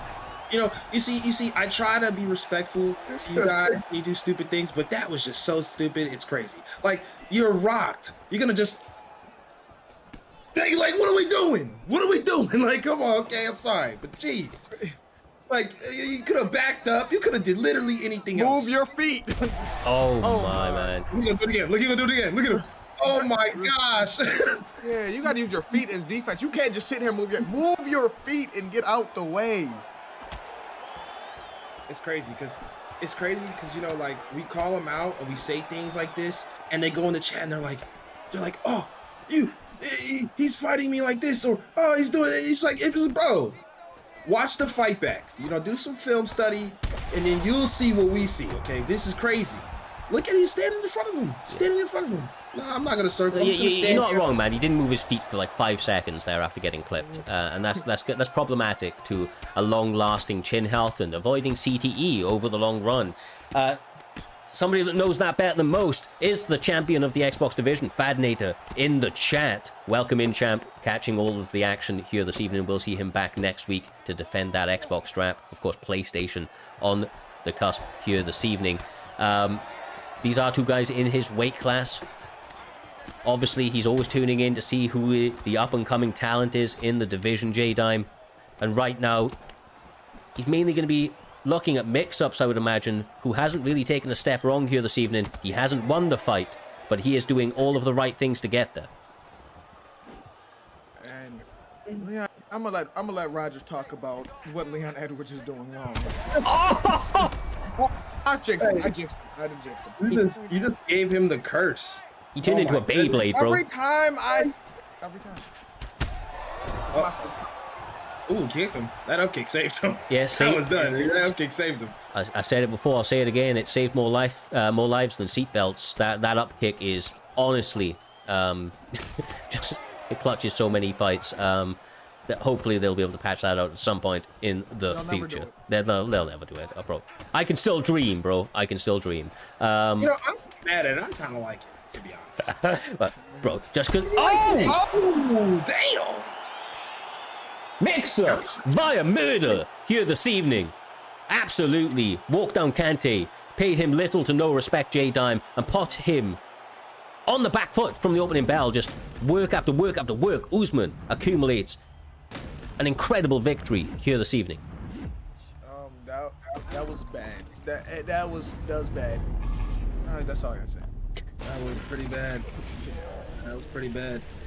I just, you know, I don't mean to get frustrated with you guys. It's just, you know, you try to come in here and say I'm glazing and whatnot, and it's just, you know, maybe you're the problem, okay? I'm not glazing, you're the problem, okay? Damn it. Well.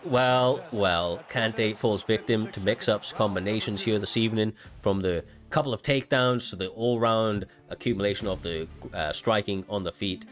Mix-ups really showing that he has leveled those games. He had a really good fight with Fadnator, if I remember rightly, when he did fight Fad. Almost won that fight. And I feel like Mix-ups so far is one of my fighters of the year. We're still very, very early on, but he's a guy that I've seen massive adjustments in over his time in Primetime MMA, and where he is right now, I feel like is probably in his prime. He's in the strongest position he's ever been in. His skills are at the highest.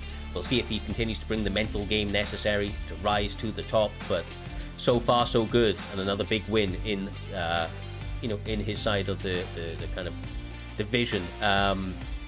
It moves us on very, very nicely to the next one, and that is between what remains of Not Nasty, a guy that's burst onto the scene. Absolutely killer performances. His first performance, he lost, but he fought in such a way that he won over fans and supporters like nobody else. He came out into that second fight, laid out striking clinics like you wouldn't believe. An entertaining guy that has a well-versed mixed martial arts style, J-Dime. Not Nasty is going in there against the toughest test of his career in what remains a teammate on short notice of what remains of Versatile, whose name suggests it. One of the more versatile fighters that you will see in the cage. Yeah, and every time I see McNasty, aka Not Nasty, fight, he always gets better. Because when I first seen him, I thought, yeah, he was okay. Then he fought against Lucas, right? And even though he lost, his stock improved even more, and he's gotten better every fight. Like, he's just been improving, and it should be a good test for him against someone he knows that he spars against every day, Roger. Yeah, you know, these kind of matchups to me are interesting because it's like you don't want to fight your teammate, but sometimes you get put in a position where you got to fight your teammate. You know, you got to fight the guy you've been training with because both of you guys are achieving the same thing, and this is not a team sport. You know, so you got to do what you got to do. And I'm curious if, because you know, sparring is sparring, right? People like to put stock on that and be like, oh, well, I have this record or whatever. You know, this is the bright lights, okay? This is the time. You know, maybe he wasn't even really trying that whole time. He was trying stuff on you. You know, this is the time to really show who's this is, you know, this is the bragging rights for the gym, basically. You know, after this fight, they're gonna go back into their camp and train for the next primetime card, and somebody's gonna be able to talk shit and be like, yeah, you could say and do all this in the sparring, but we know what happened in prime time. You know, it's a constant reference. Well, this is the thing as well, man. Like the camps, obviously, when they initially come into primetime MMA, they may not think or know about it, but you know, we have that little run in, and of course, what remains. They're one of the larger camps on the PlayStation side, so you're going to see them run into each other from time to time. You know, as mentioned, but these guys actually took this fight on short notice, and that's where big credit comes in. You know, Versatile was not in this fight. I can't remember who was actually scheduled to fight, but wasn't able to make it here this evening. So Versatile stood in on short notice. So I got to give these guys a lot of props, both for willing to fight a teammate on short notice and just for taking fights on short notice. Like I said before, Jay, you know, fortune favors the bold. I feel like we're seeing these guys having a really, really interesting first round. There's a little bit of a feeling out process, but not too much. Not nasty, of course, on the side of Volkanovski, but Versatile really using Max Holloway well at the moment, just kind of trying to pick at that block of Volkanovski. You know what's crazy to me? Max Holloway to me is one of the most annoying people to face sometimes. Like if I don't feel like fighting Max, it'd be pissing me off, especially the way a lot of Max Holloway users fight. So like every time I see Max, I got something against him on his game, Roger. I completely agree. You actually said it perfectly. If I'm not in the mood, like you gotta be in the mood to fight him. Yeah. Like, there's a mood to be in to fight him. That's crazy. Yeah. It's true. Yeah. Because not everybody's trying to deal with 100 punches in like 30 seconds. Okay. Literally. Like, not everybody's trying to deal with that. Okay. Maybe I do want a technical, boring fight. I mean, goddamn, you know. Nice little pull, not nasty, being very defensively aware. Oh my goodness! Ooh. He sees it all coming. The footwork, incredible. Stepping out of range, setting up the head kick. Missing a big leg kick, though. A little bit overzealous. Versatile trying to find a way back into this fight, but backed up against that cage, Roger. He's having a bit of difficulty getting any breathing room in this one. It's because he's making it a straight boxing match. He's not throwing any kicks. That's what's separating them right now. You know, I don't think Versatile's fighting a bad fight at all. I think he's fighting a very good fight. I think the difference right now is, you know, this is MMA. What makes MMA so special is you don't have to only do one art. You know, you could throw in kicks. You don't have to just box.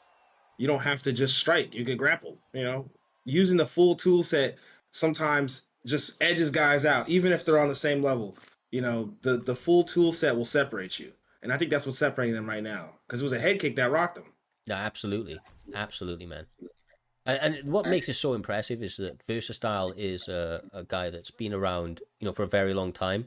He's been in the camp for a little bit longer as well, I believe. So the fact that Nasty is coming out here and doing this, I think just speaks volumes to what we saw in that first fight, Jay, what we saw in that second fight, and that this guy maybe, has the makings of a little bit of a prodigy right now. He's doing really, really well. He's looking very clean in basically all facets of mixed martial arts and is doing a lot of the right things that we see the greats do. Yeah, I just love seeing Nasty improve every fight. Like, he may not win the title this season, but like just seeing him improve and getting better, it makes me happy to see. Absolutely. Ooh, does eat a couple of combinations right there. The block getting turned into nothingness. Versatile finding combinations to land, but does continue to eat, taking pictures on the inside. Roger getting him caught with a couple of combinations from Volkanovski. Oh, double rock!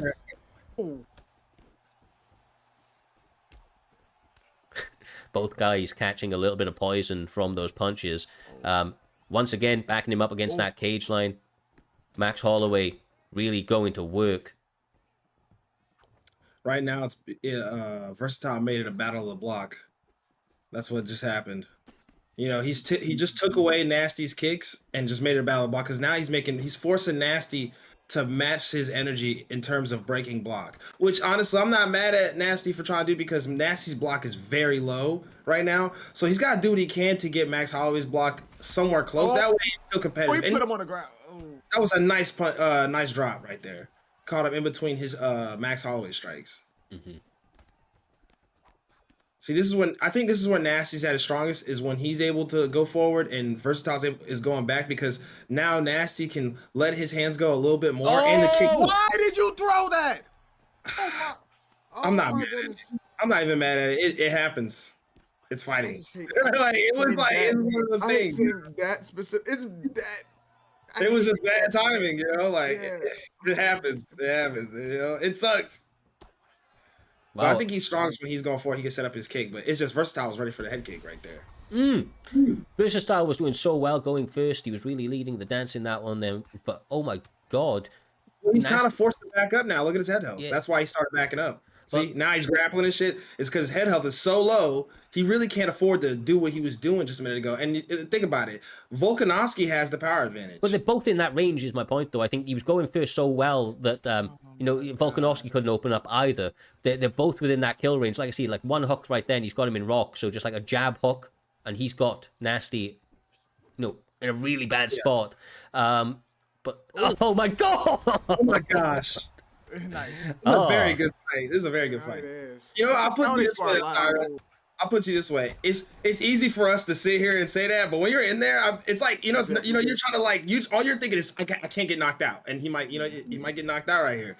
Like it's easy to say it. I agree. Like what you said is not wrong. No, that's what he was doing though. That's what he was doing. The problem is that, like, exactly like you said, Volkanovski does have a lot of power, right? So like even though Max Holloway is the guy that's leading first and that's his only real way to success right now, it only takes one nicely timed punch from Volkanovski to get him to change and have to worry and backpedal. So it's a pick your poison sort of moment, and it looks like that's what Versatile done, taking him down early in the round and saying, I've had enough of that poison. Let's try and test you a little bit on the mat.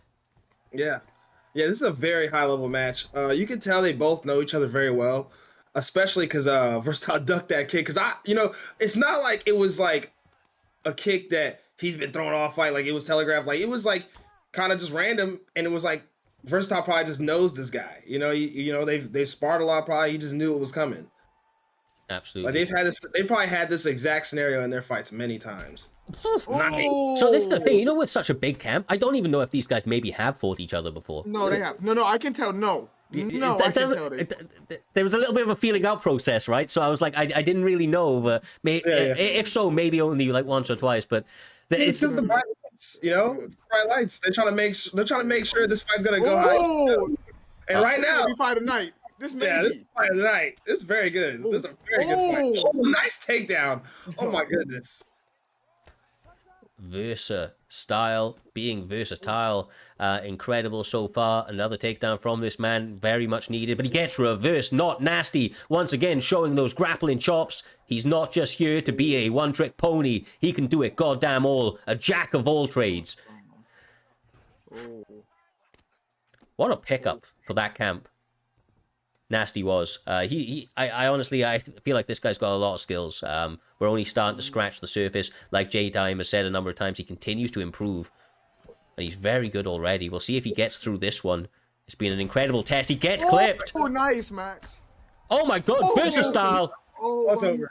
GG's. Oh! Oh, hey, that's a great fight. Yeah, that was an A. That's a... Incredible. Oh, man. That could have went either way, honestly. That fight was so back and forth. I didn't think I wouldn't have been surprised if either one of them would have knocked each other out. That was such a close fight. That was a very, very good fight. That was a very good fight. I'm thoroughly impressed, man. Look, the veteran, the OG of that camp, of the community, managed to eke out a victory in what was a razor-close fight. Both guys having massive amount of successes. They both had different skill sets. They both had different advantages, and they utilized them very, very well. And that's one of the criticisms that we had a little bit earlier on in some of the previous matchups, is the fact that, some of these guys weren't using their favorite skills. They weren't using the advantages of the fighter picks that they went for, and as a result they were having much more difficult fights than you'd anticipate. That's not what we saw right there. Those two guys were high-level competitors fighting at the absolute height of their skills. And like you said, we'll see Nasty come back better than ever. I am sure he continues to improve massively, and he's already showing us shades of absolute brilliance. But for right now, Versatile getting another feather in his cap. I'm sure he's a little bit, a little bit sucks that it's over a teammate, but I'm very, very happy. He's not sad at all. He is happy. Listen, even though it's your teammate, a fight like that went down to the wire. Yeah. Like, he feels like the man right now.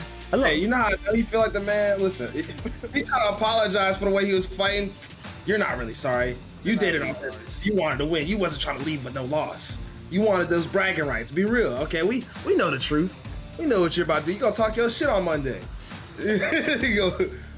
That's the thing, and you've got to test them, right? You've got to test these new guys. Like I said, Nasty's an interesting guy to me because he's quite clearly got some really good striking, and I feel like that's what kind of brought him into this entire thing. He enjoyed the striking realm, but he hasn't complained against people grappling him so much, and it's been an area he's been working on. He did so well in some of those early performances anti-grappling, and obviously in that fight right there, similar sort of thing, just anti-grappling a little bit. So I'll be interested to see what his development of his game is, but right now, as long as he continues to develop, definitely an interesting character to keep a note of.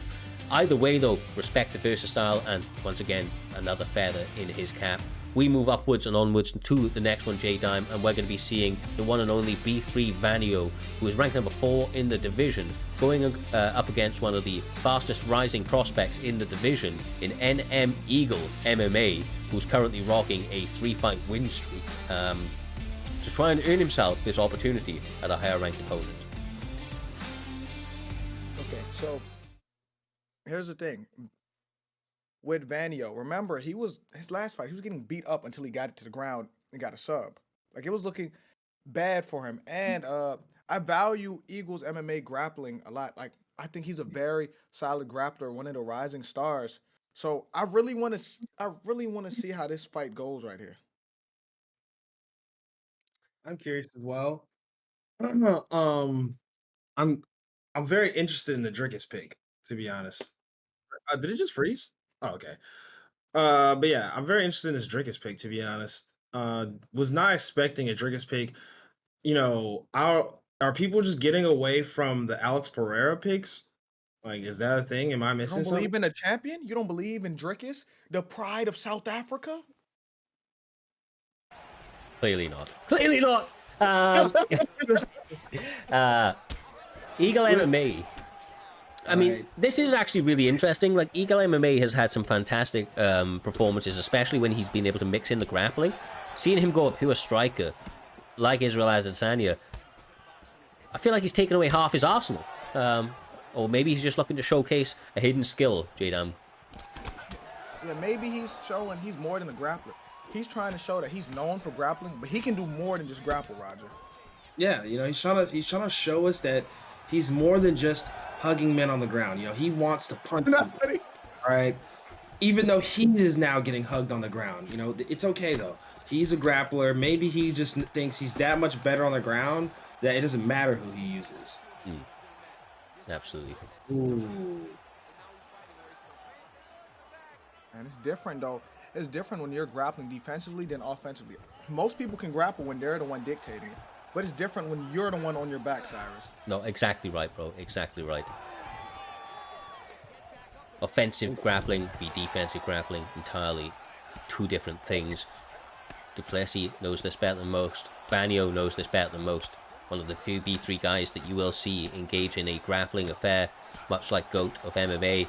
And I appreciate it, because once again, they're active opponents on the mat. They work towards submissions. They work towards ground and pound opportunities.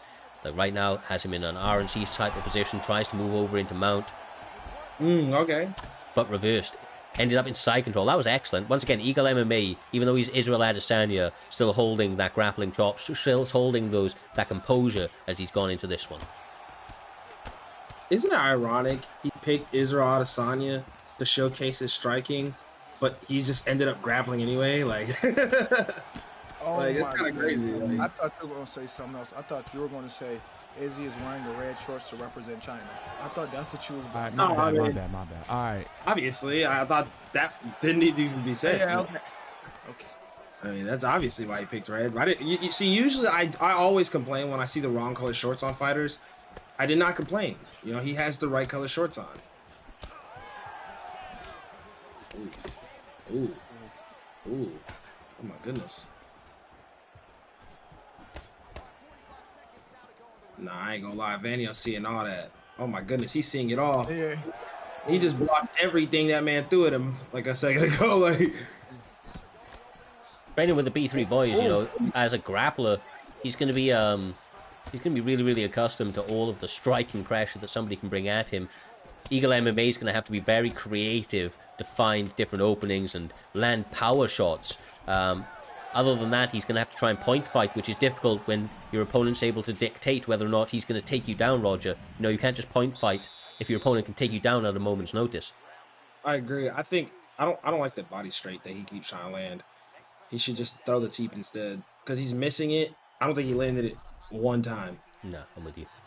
I don't think he landed it once. I think he got blocked once. That's the closest he got to landing it. He should throw the teep instead.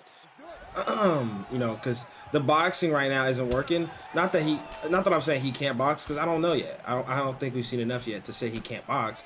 It's just like, if that's not working, you should try to mix it up to something else. You know, because he was getting pieced up a little bit at the end there. Nice. Nice body jab. Those are good weapons right there, though, that he used. Like when he threw the straight into the body side kick, the rare one, those are good weapons to use right there. He needs more of that, Cyrus. Helps him maintain range, right? And range is very, very important, especially when you're worried about your opponent trying to set up a takedown. You need to be able to dictate where your opponent is in relation to you on the feet to be able to protect yourself and still set up your offense. Excellent head kick, landed. It was very much telegraphed, though. I'm surprised Duplessis did not duck it, but I'm sure it just kind of caught him a little bit off guard. That was boxing starting to land. Yeah. You know what I mean? The kicks opened up the boxing. Now his hands are actually starting to land on him. I think he should, you know, he doesn't have to do. Oh, yeah, I got taken down. Never mind. Have you noticed, though, lads, just real quick, you know, the striking? Eagle MMA only moves and strikes. He doesn't plant his feet. Like, he's like... when he's throwing punches, straights, he's always like circling left, circling right. I don't know. It sometimes can cause a little bit of issues with range. Yeah, I mean, I think it's nothing wrong with it if you're like that. Like if you know the range like that. Like if you know what you're doing like that. Oh, he just wanted the position. That's smart. This is really where he's really good, bro. Like he's really, really good on the mat.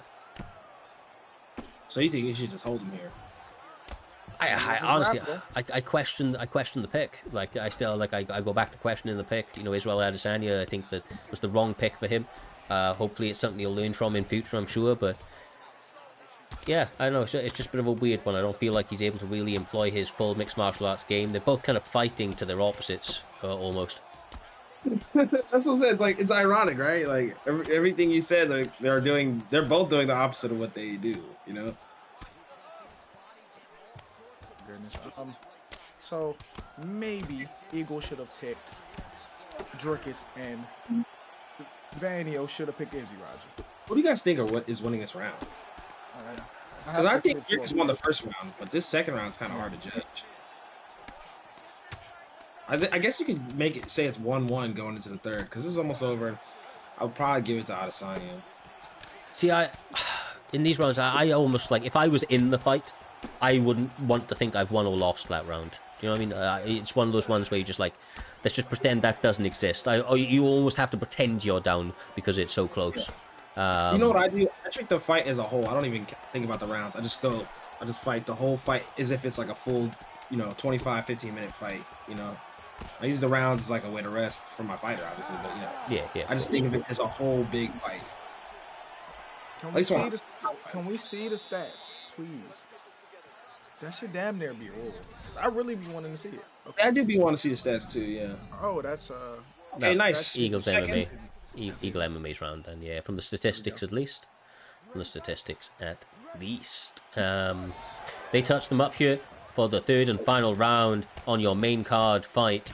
Israel Adesanya being utilized by Eagle MMA and B3 Vanio over on the side of the blue corner utilizing Duplessis. He's doing a good job of pressuring him at least, man. He's making that cage feel small for Izzy. Izzy's had to fight off that back foot more often than not. Yeah. He's doing a good job of ooh, he walked to the opposite side of that. Yeah, he's doing a good job of pressuring Izzy. I don't know why he's backing up all of a sudden though. He was fighting on the front foot for most of this fight, but now he's started to back up a little bit.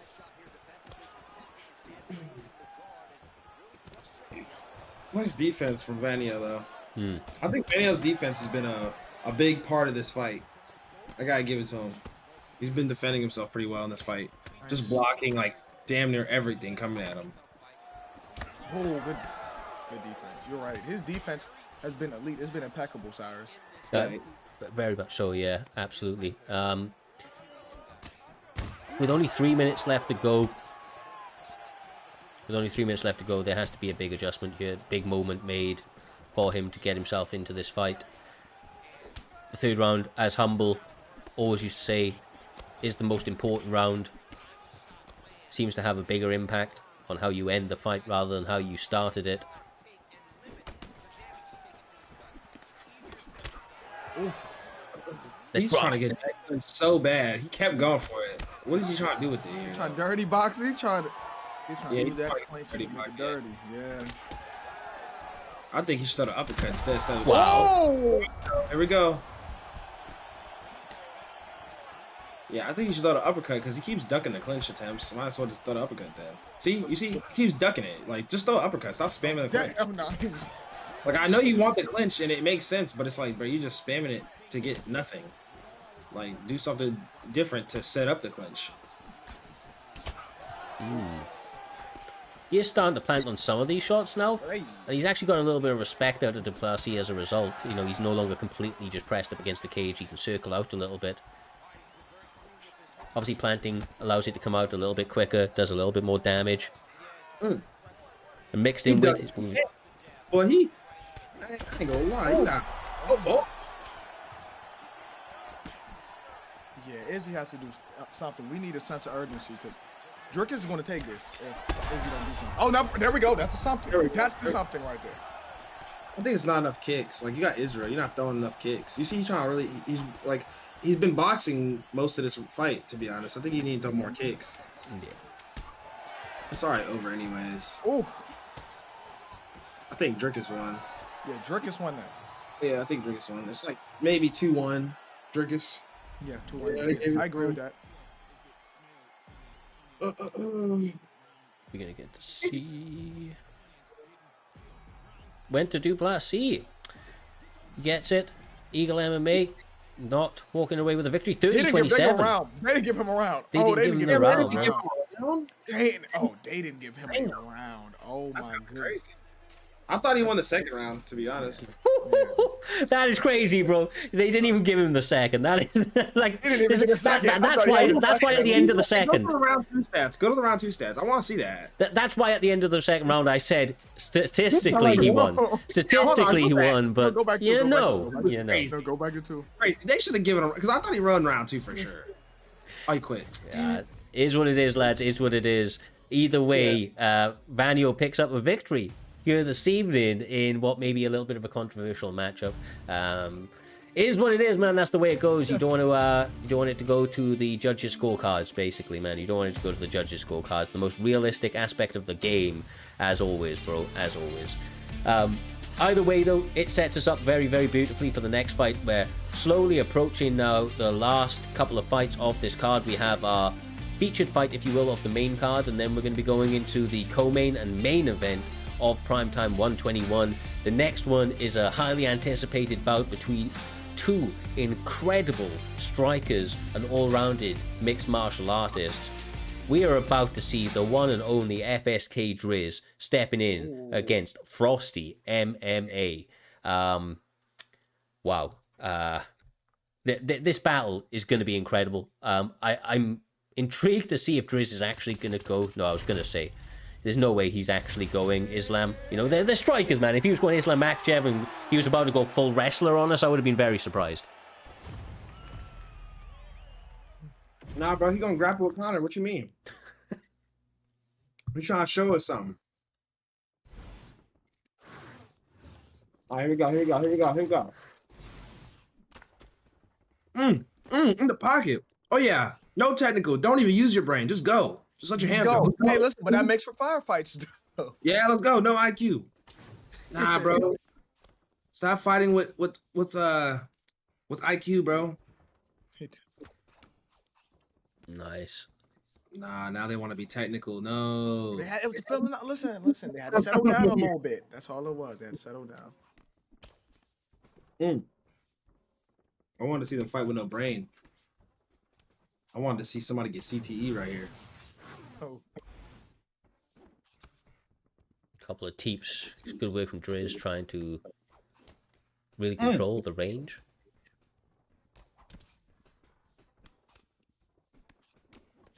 Oh man, uppercuts are absolutely killer. Frosty continues to get clipped. They're so good in this game. The lead hook and the rear uppercut. Oh, both uppercuts, honestly. But Yeah, I was going to say both uppercuts. yeah, both uppercuts are really good, and the lead hook is really good. Those are like the best punches in the game by far. Oh, wow. Ooh, nice. Left hand on the money once again from Frosty MMA, one of Swaggy's favorite fighters. He says he has ice in the veins, and that's why they call him Frosty. He had an incredible performance against the champion in a fight that he almost won, but he's going up against a teammate now of the champion, and a man that believes he is of equal skill, and that is of Driz, of course. He's had a little bit of extra time than the champion did. He got to see how he matched up against Fadinator, and I wonder if he's learnt any lessons from that he can employ here this evening. But for my money right now, Roger, Frosty MMA has been the more dialed in, continues to land the better shots. Oh, until right there, the pull. I thought uppercut. he slipped, dude. I'm not going to still hit him. Kraken's fucked, bro. Like, Yeah.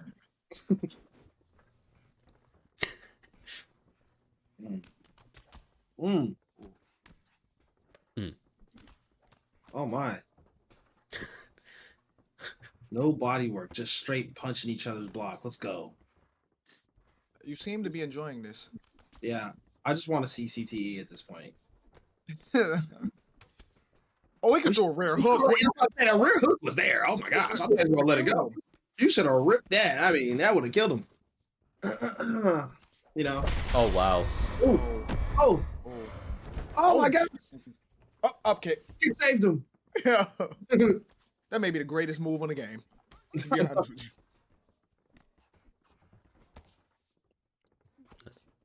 Really not trying to let him off. Dustin Poirier really trying to swarm Driz.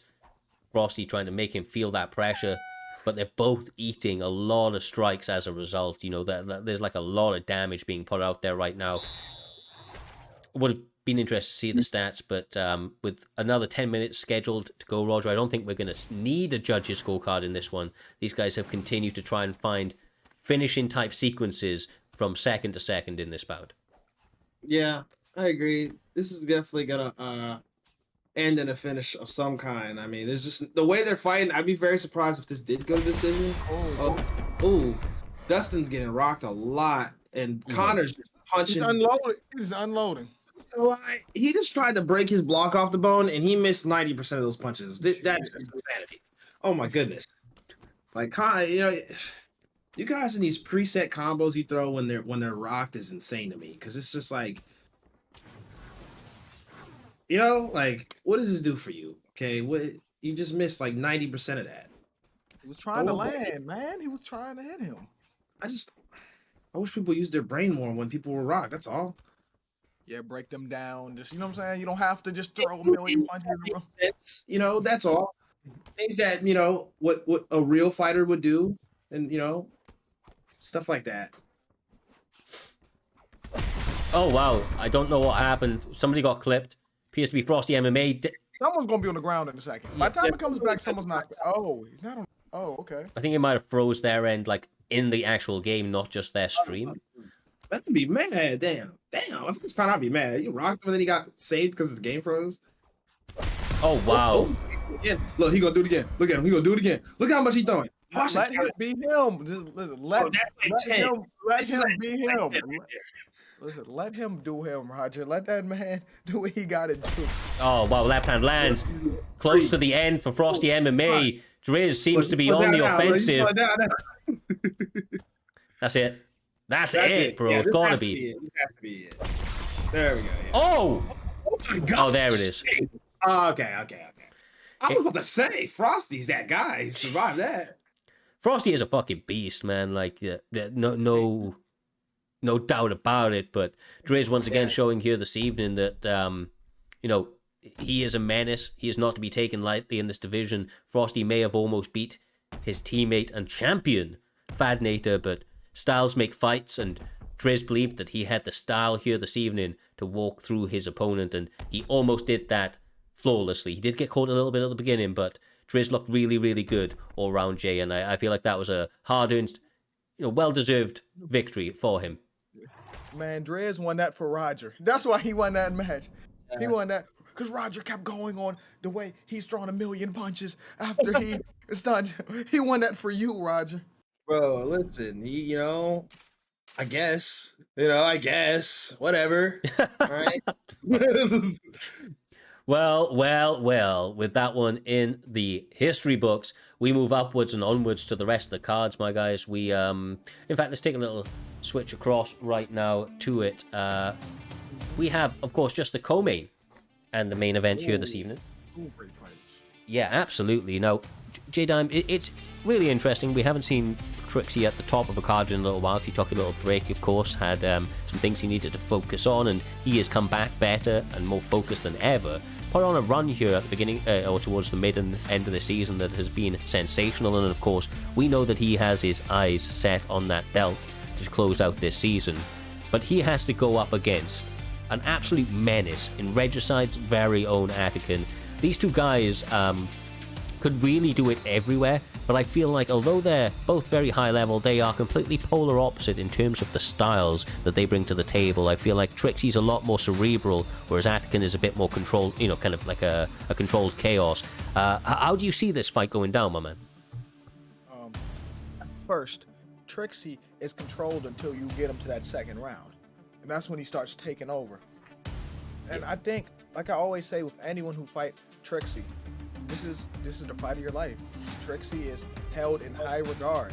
If you ever want to become champion, you got to go past Trickzzy because he's the guy who was anointed to go, right? So you have to get past him. But you can't treat Trickzzy like this is the greatest fight of my life. You have to fight him like it's just any other person. Just stick to your strategy like he's another man. You can't get starstruck that you're fighting Trickzzy. Do you know what? I feel like that is a really, really important point. That it's not just Trickzzy, right? Any of these top guys, you've got to give them respect. You've got to understand the threat that you are stepping across the cage from you, the level of opponent that you're against. But on the same kind of side of that coin, you need to understand that you are also incredibly dangerous. You are there for an absolute reason. The thing about Primetime MMA, this whole everybody welcome format, we're actually looking, there's a few things that we're looking at in the future just to kind of more outline this, but there's a lot of there's almost divisions within divisions. We have our uned, we have our ed. It's one thing to be here in MMA and compete. You're going to get better and find your footing, but as you work your way up the rankings, as you work your way onto these main cards, you really start to prove yourself and have an opportunity to rise to the occasion. The pressure is on, as you like to say, Roger, and ultimately there is no easy fights, especially as you rise up those rankings. Everybody has something to bring to that table. Yeah, I agree. This is an important moment for Turkey. He's trying to... Ooh, okay. Oh, he throwing some unorthodox strikes, and it's working. Not mad at it at all. Trickzzy getting, real aggressive here. And I wonder if it's because he doesn't respect Turkey, or is it because he has a game plan that he's trying to implement here that we don't know about yet? Because, J-Dime even said it. This dude doesn't really get started until round 2. So maybe send some up in this first round. I actually feel, and I don't know if you agree, Jay, one of the things we've saw from Trickzzy since he's come back is actually a little bit more urgency in that first round. But I feel. You know why, though? You know why? Why is that, bro? Tell me, bro. Because he's been fighting in more 3-round fights. He don't have a belt. Do you know what? He has to start here. He don't have the time where he can just have a fill-out process for the first few rounds. He has to go. Well, this one is a 5-round fight, I do believe. I'm sure I'll get corrected in the back. This is a 5-round fight between these two competitors in the co-main event. I don't know if it's official or what's happening with the matchmaking, but I believe that these guys, of course, are being looked at future title opportunities. They are both at the top end of the division right now.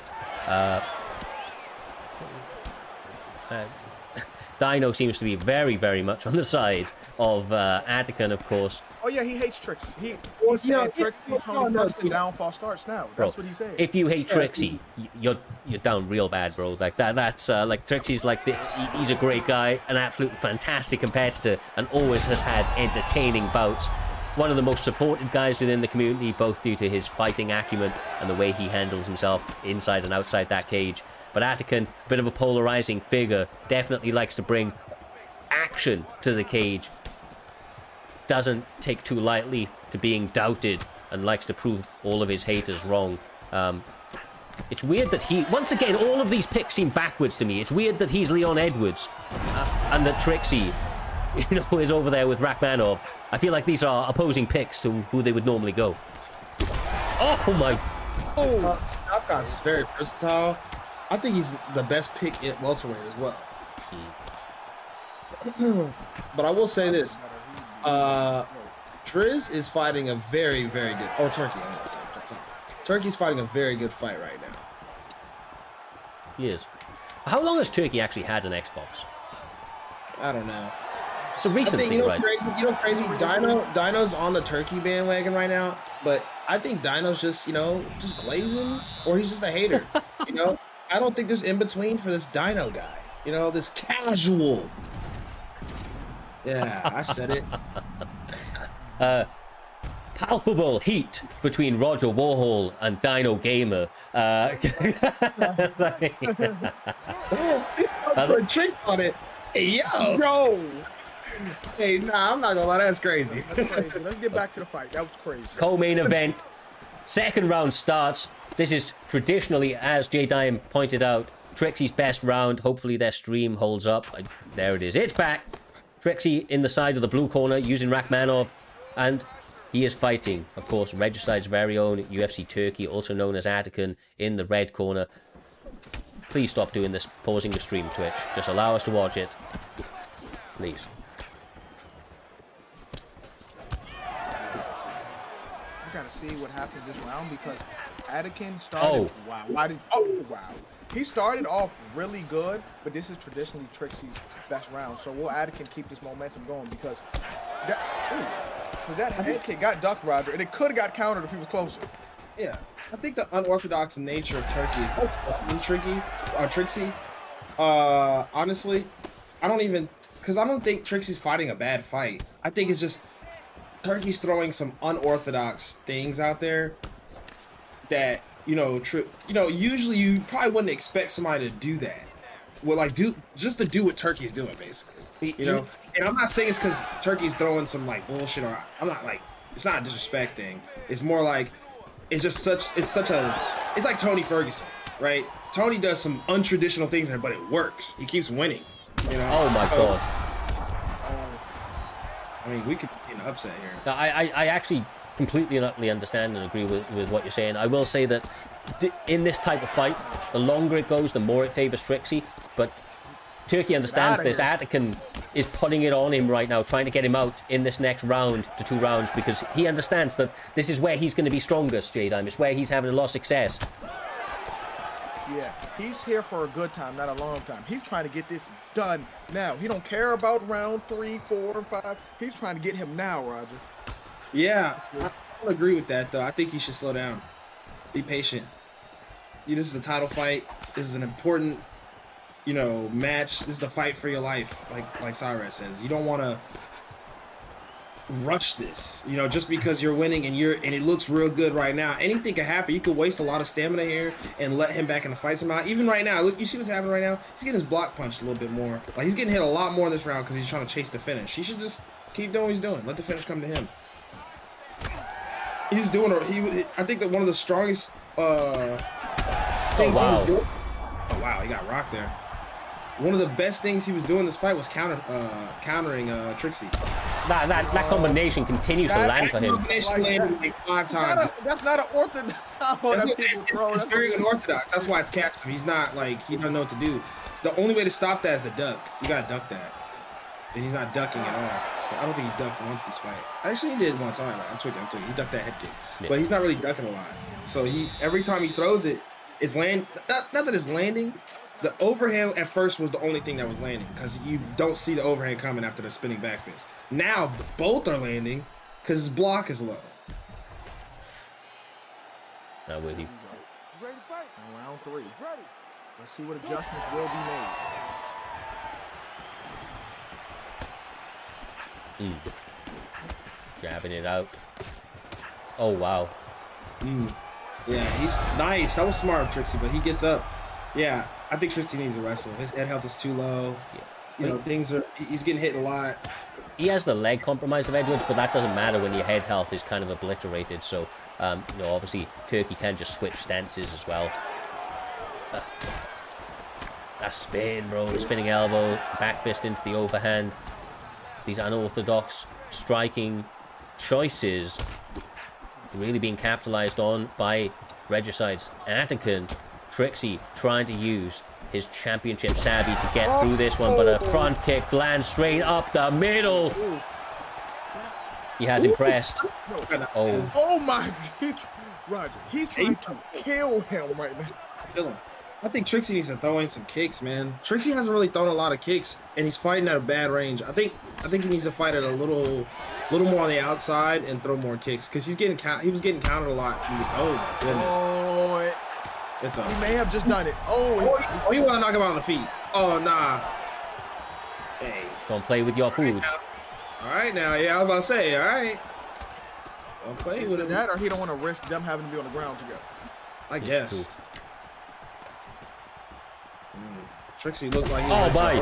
Oh, Is this it? he about to take him out.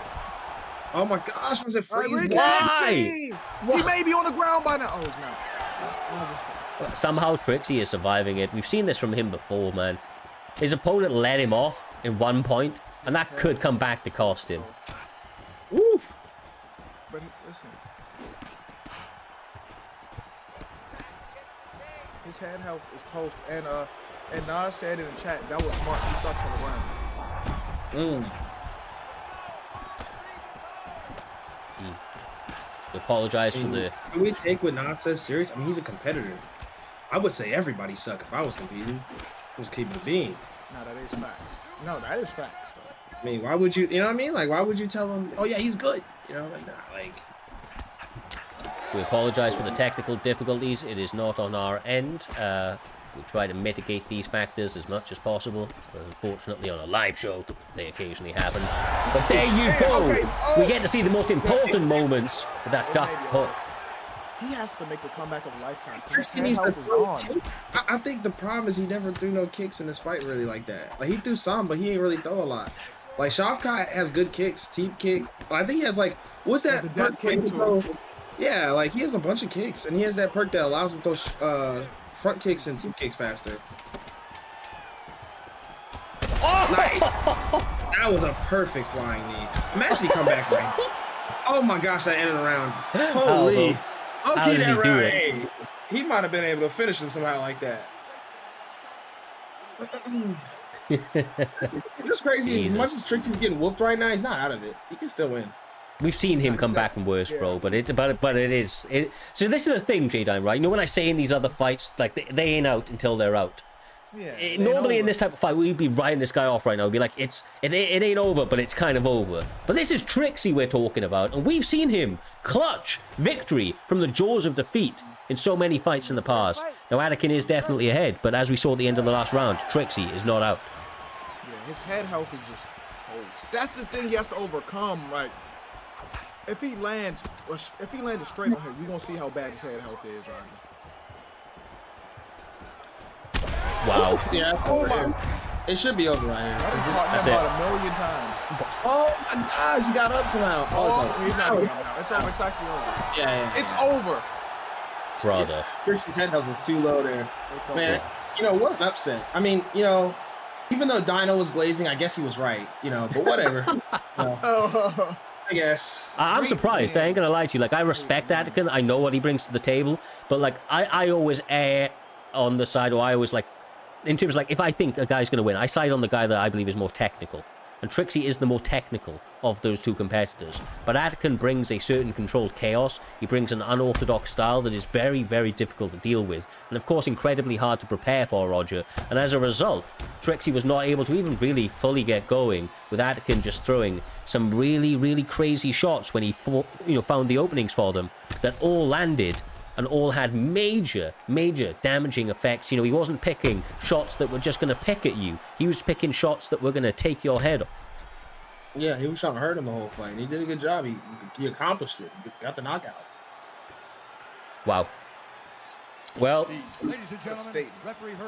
it was, man, an incredible statement for the co-main event, Jay. He did really good, good, man. I don't know, like I said, who's up for the belt next, but surely he's going to be putting his name in the hat for one of the title challenges in the very, very near future. These guys have all been tearing through it. We are burning through fights as we are about an hour away from the UFC's main card here this evening. We are going to get into our main event of PrimeTime 121, and J-Dime TV, Roger Warhol, if you didn't know, it's aka MG, the current reigning PlayStation champion, up against undefeated prospect NM Naz, and teammate of the former champion NM Smudger. This one should be an incredibly entertaining bout. As you see right here, these guys are going Kamaru Usman for the champion, and NM Naz going his traditional Conor McGregor pick. J-Dime, I feel like that's a really, really fun pick for NM Naz, and a guy that he's very well versed in, so no more perfect of a pick for his title shot here this evening. Okay, here's the thing. When it comes to this, right?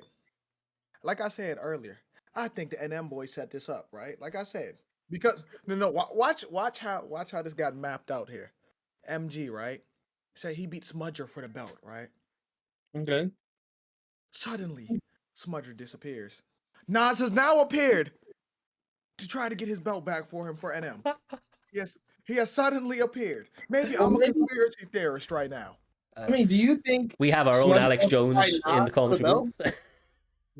Yeah. J. Alex Jones Dimes. That's that's what... But here's the thing though. Okay, let me put on the side. Let me share it off. MG is a big underdog, even though he's the champion. Though he's a big underdog right now. And you know what's crazy? They must live beside each other. The ping is 13 ms right now. Mm-hmm. Oh yeah, they gotta be neighbors or something. Yeah, they're 4K quality. Instantly going to be on him. MG not going to allow him any breathing room. We saw this guy come through with incredible confidence in his striking ability as he pressed down the former champion to win the belt. He's going to do so up against Naz, who traditionally does best on the front foot, working the combinations and forcing some overextended shots to get the combinations and counters that he so desires. But as you can see right now, MG not wasting any time, utilizing that straight and jab J-Dime of Kamaru Usman, trying to make sure that Conor McGregor realizes that there is welterweight power standing across from him here this evening. Here's the thing. Recently in PT, Nas has been fighting on the back foot, if you notice. Recently, his last few fights, he has. But, like I said, MG surprised everyone when he beat Smudger for the belt. And if he were to win this match, we should never doubt MG again, Roger. If he were to win this match as an underdog, too. And he's in a party with Smudger. I see it right now. You can't get that with Smudger due to a network. I told you this was planned. Am I a conspiracy theorist? You are a conspiracy theorist, brother. Alex Jones was occasionally right as well, but either way. Like I said, fortune favors the bold. Naz, whether or not they decided to sit out, and Smudger is backing him, of course. They're teammates, of course. He was going to be in his corner either way. But whether he sat out this week for that reason or not, I don't know. It would appear that Naz obviously has that opportunity. He is 5-0 in the division, so he was the next guy up, and it's one of those things where a perfect storm for them may have allowed him the opportunity here this evening. But this is the thing. MG won it from Smudger. He won it from Smudger. So whether Smudger's now going to get more information to download against MG, the champion, if he should win here this evening, or whether or not Naz is able to get the belt back for their camp, I feel like this is probably a win-win situation for the former champion. Of course, if you're a Naz, though, he's going to want to try to get back to that very, very signature striking style that he has. I feel like the pressure of Usman causing some problems with that, although he is having a little bit of a better job interrupting with that straight and jab and that teep down the middle, kind of sniping with it at the moment, Jay. Yeah, he is. Right now, Nas is fighting a beautiful fight, like you said, them teeps, them straights, and he has a stamina advantage with Conor right now. He's just fighting him clean, Roger. Yeah, the first minute or two of the fight, he kind of just didn't throw. He kind of just let MG waste his energy, I guess you could say, right? Only problem with stuff like that is block breaking is very real in this game. And he sacrificed a little bit of block to do that, but at the same time, toward the end of this round, he landed a lot of good shots, countered him very well.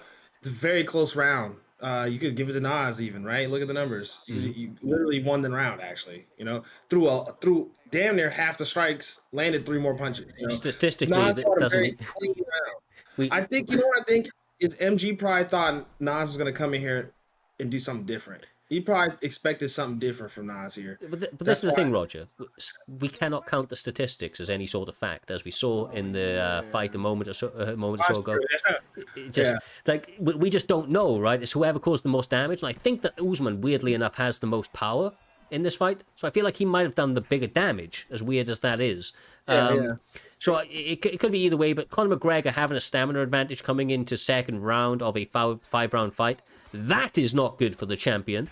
And it means that the champion, Jay, has to make sure that he starts to get money in the bank damage-wise to keep himself ahead and get himself to a winning point of this fight. Man, Kamaru Usman was punching air. Like, he went 21 for 102. Like, he was hitting nothing. And the thing is, the way it looks, if he gets to third, Nas is going to actually start throwing a lot of punches because he's going to have the stamina advantage, Roger. Yeah, that's what I'm saying. Nas is doing a good job of starting slow. It's a 5-round fight. You recognize that, obviously. The thing is that's really bothering me about what MG's doing is not grappling. And now I do realize Nas is, this amazing grappler or whatnot. My thing is this: Nas has Conor. You have Usman. We just saw it in a couple of fights before where somebody had Drickus, another person had Israel. I forgot who it was, and it was Eagle. And the guy was supposed to be a grappler, and he still was getting a little out grappled. He obviously was struggling a little bit, So why not mixing the takedowns? I feel like why are you only striking with Conor? Especially if you're gonna pick Usman. If you're gonna pick Usman, or not Usman. If you're gonna strike with Nas. Oh my god. Oh my goodness. Yeah, this. I don't understand the Usman pick, to be honest. It's a difficult, Usman can strike in the game, don't get me wrong, it's not he can't, it's just it's a questionable pick at the highest level where you're fighting somebody who's also very good and he's picking the striker. You got the wrestler, but you want to strike. Nice. Nas's defense is on point right now. Yeah, he's doing a good job, man. He moves ahead. He is cut, though. That's the problem, right? And that could become worse as the fight continues. We've seen doctor stoppages, even as most recently as the last card. Don't want to allow that to get into the red. As he opens up MG, though. MG needs to go, if he's going to just straight box him, because he's not even throwing kicks either, man. If you're going to straight box him, at least throw some body straights. He's not really... I think MG came in expecting a different kind of fight. I genuinely do, because he picked Usman. He's not wrestling, and then he just pressured from the beginning, and it hasn't gotten him anywhere. And he's lost in the sauce. He's lost in the sauce right now. Yeah, I think he just came into this fight with the wrong game plan. Just the wrong game plan. That's what this was. Wow, that's perfect right now. Oh doing my! Very good job. The bell just saved. Yeah, he just got saved by the bell. Whew. Okay. Yeah, it's not going good for MG. I know he probably don't have a corner right now. They're probably not telling him anything right now, but he's getting beat up. He landed 3 significant strikes that round. Yeah, bro, it's because he's just throwing 1-2s the whole fight. You not throwing no significant strikes. You know what I mean? You throwing just 1-2. You gotta his whole strategy, the whole fight is look what he doing. 1-2, 1-2, or 2-1, 2-1. I don't think he really threw that many hooks. And like I said, I don't understand why he's not wrestling. Like, why would you pick Usman against? Oh, he hit him with That's it. what guys do He it hit him every with it. second round. He doesn't. Why do people fall for that? Way. People Man, he's fall- winning. Like, oh my god. He, do Like, it, he does. No, Roger. He does it every second round of every fight. Yeah, every second or It's third a round he normal- does it. He does it like Rogers isn't new. Like yeah, he does but it every time. It's so known, bro. No, but It's that's so his- known. Yeah, that's like what he does regardless who he's fighting. Once again, we apologize for the technical issues. This is not on our end, but Don't put your thankfully. glove out in the second round against him. Why? We're in the my third God. round, believe it or not, bro, but he caught him my with fault. it. No. My fault. I know, bro, I know. and he didn't do it. That's why I was. Raj, first of all, right? I'm not touching no one's glove regardless in competitive fight. I'm not. We're just Yeah. gonna go. We can kumbaya after. Oh, We may be having an getting beat anew, up. but the up kick saves him. Oh my goodness. Bad. An uphill battle for the champion, MG, after recently winning the belt off NM Smudger, now in a world of pain against Smudger's teammate and former champion in his own right, NM Naz, who's trying to win a belt, his first belt not of UFC bullying him 5. right now. He's toast. This is bullying right here. I'm not gonna lie. He has to do something. Like he hasn't had a moment yet, Roger. Yeah, you're not wrong. I mean, he's getting cooked right now. I'm not gonna lie. I don't know what he's trying to do. He hasn't thrown any teeps. All he's been throwing is 1-2. Look, jab. 1-2. See, the thing is, the straight has a lot of power for Usman, but it's just not enough on its own. Especially when you're damaged like this. The problem is that he needs a takedown. That's what he needs. Like, he needed it a while ago because he can't open up anymore on the feet. Oh, never There's something mind. got going. Hold on. He got something going. No. Oh, we thought he had something going. It now maybe. He did. Hey, Roger. All right, it's over. It's over now. Let me just end it now. One day. Made him think he was about to do something. And Damn, it just took away that confidence again. bro. Well, You there. cannot win fights like that. I'm not gonna lie. Look, is what it is, man. And there you have it. And new PlayStation Primetime Champion, the one and only TikTok sensation, NM Naz, coming through, putting on a performance. Really, really looked at. Let's talk about this for a minute. He looked very, very defensively sound on the feet. From the very opening bell, I mean, I think you highlighted it to start us off, Roger. Like, his defense was really, really top-notch. He didn't throw a lot in that first round. He made his opponent miss a lot. And then come into the second round and the third round, he turned it up, and he was the guy leading the dance. He had that early advantage, and he went to work. I mean, 6 knockdowns, 5 stuns and wobbles. It doesn't get any more picture perfect for Naz right there. Screenshot. And Yeah. screenshot. You know, Nas just kind of fought a perfect fight, to be honest. He even said, dude, play their game better than them. I'm not even going to say he did that. I think that guy just did not come in with the right game plan. I think you just cooked him all the way around. It's just like, He put him on the grill and cooked. That's yeah, what he happened. cooked him. I mean, he came in with the wrong game plan. You know, I would have loved to see him try to shoot a takedown on you, because it's like, or pick a different fighter. You know, like, you picked Usman, and he has Connor. That doesn't make sense. Like, unless you just like that with Usman on the feet, which I feel like is possible, but you can't do it with just 1-2s. He wasn't throwing enough hooks, and he wasn't throwing enough body shots. You know, he had opportunities to do that, and he wasn't doing it. No, you're absolutely right, bro. You're absolutely right. Well, look, lads, it has been an emotional ride here this evening. Non-stop action for Primetime 121 as expected. The Primetime guarantee in full effect here this evening and every evening that we put on a card. Once again, as a reminder, that is every Saturday, 8:30 GMT, 3:30 Eastern. If you've loved everything that you've seen here this evening, if you're over on YouTube, please hit the thumbs up. If you're on Twitch and you haven't already, please consider hitting that follow button. But we will be back next Saturday with more virtual violence. If you haven't and you would like to see more of J Dime or Roger Warhol, make sure to follow these guys. They stream daily over on Twitch. Absolutely two of the best streamers on Twitch, period. Daily funny. Just click into their streams and see whatever the hell is going on. They're going to link in a moment in the chat.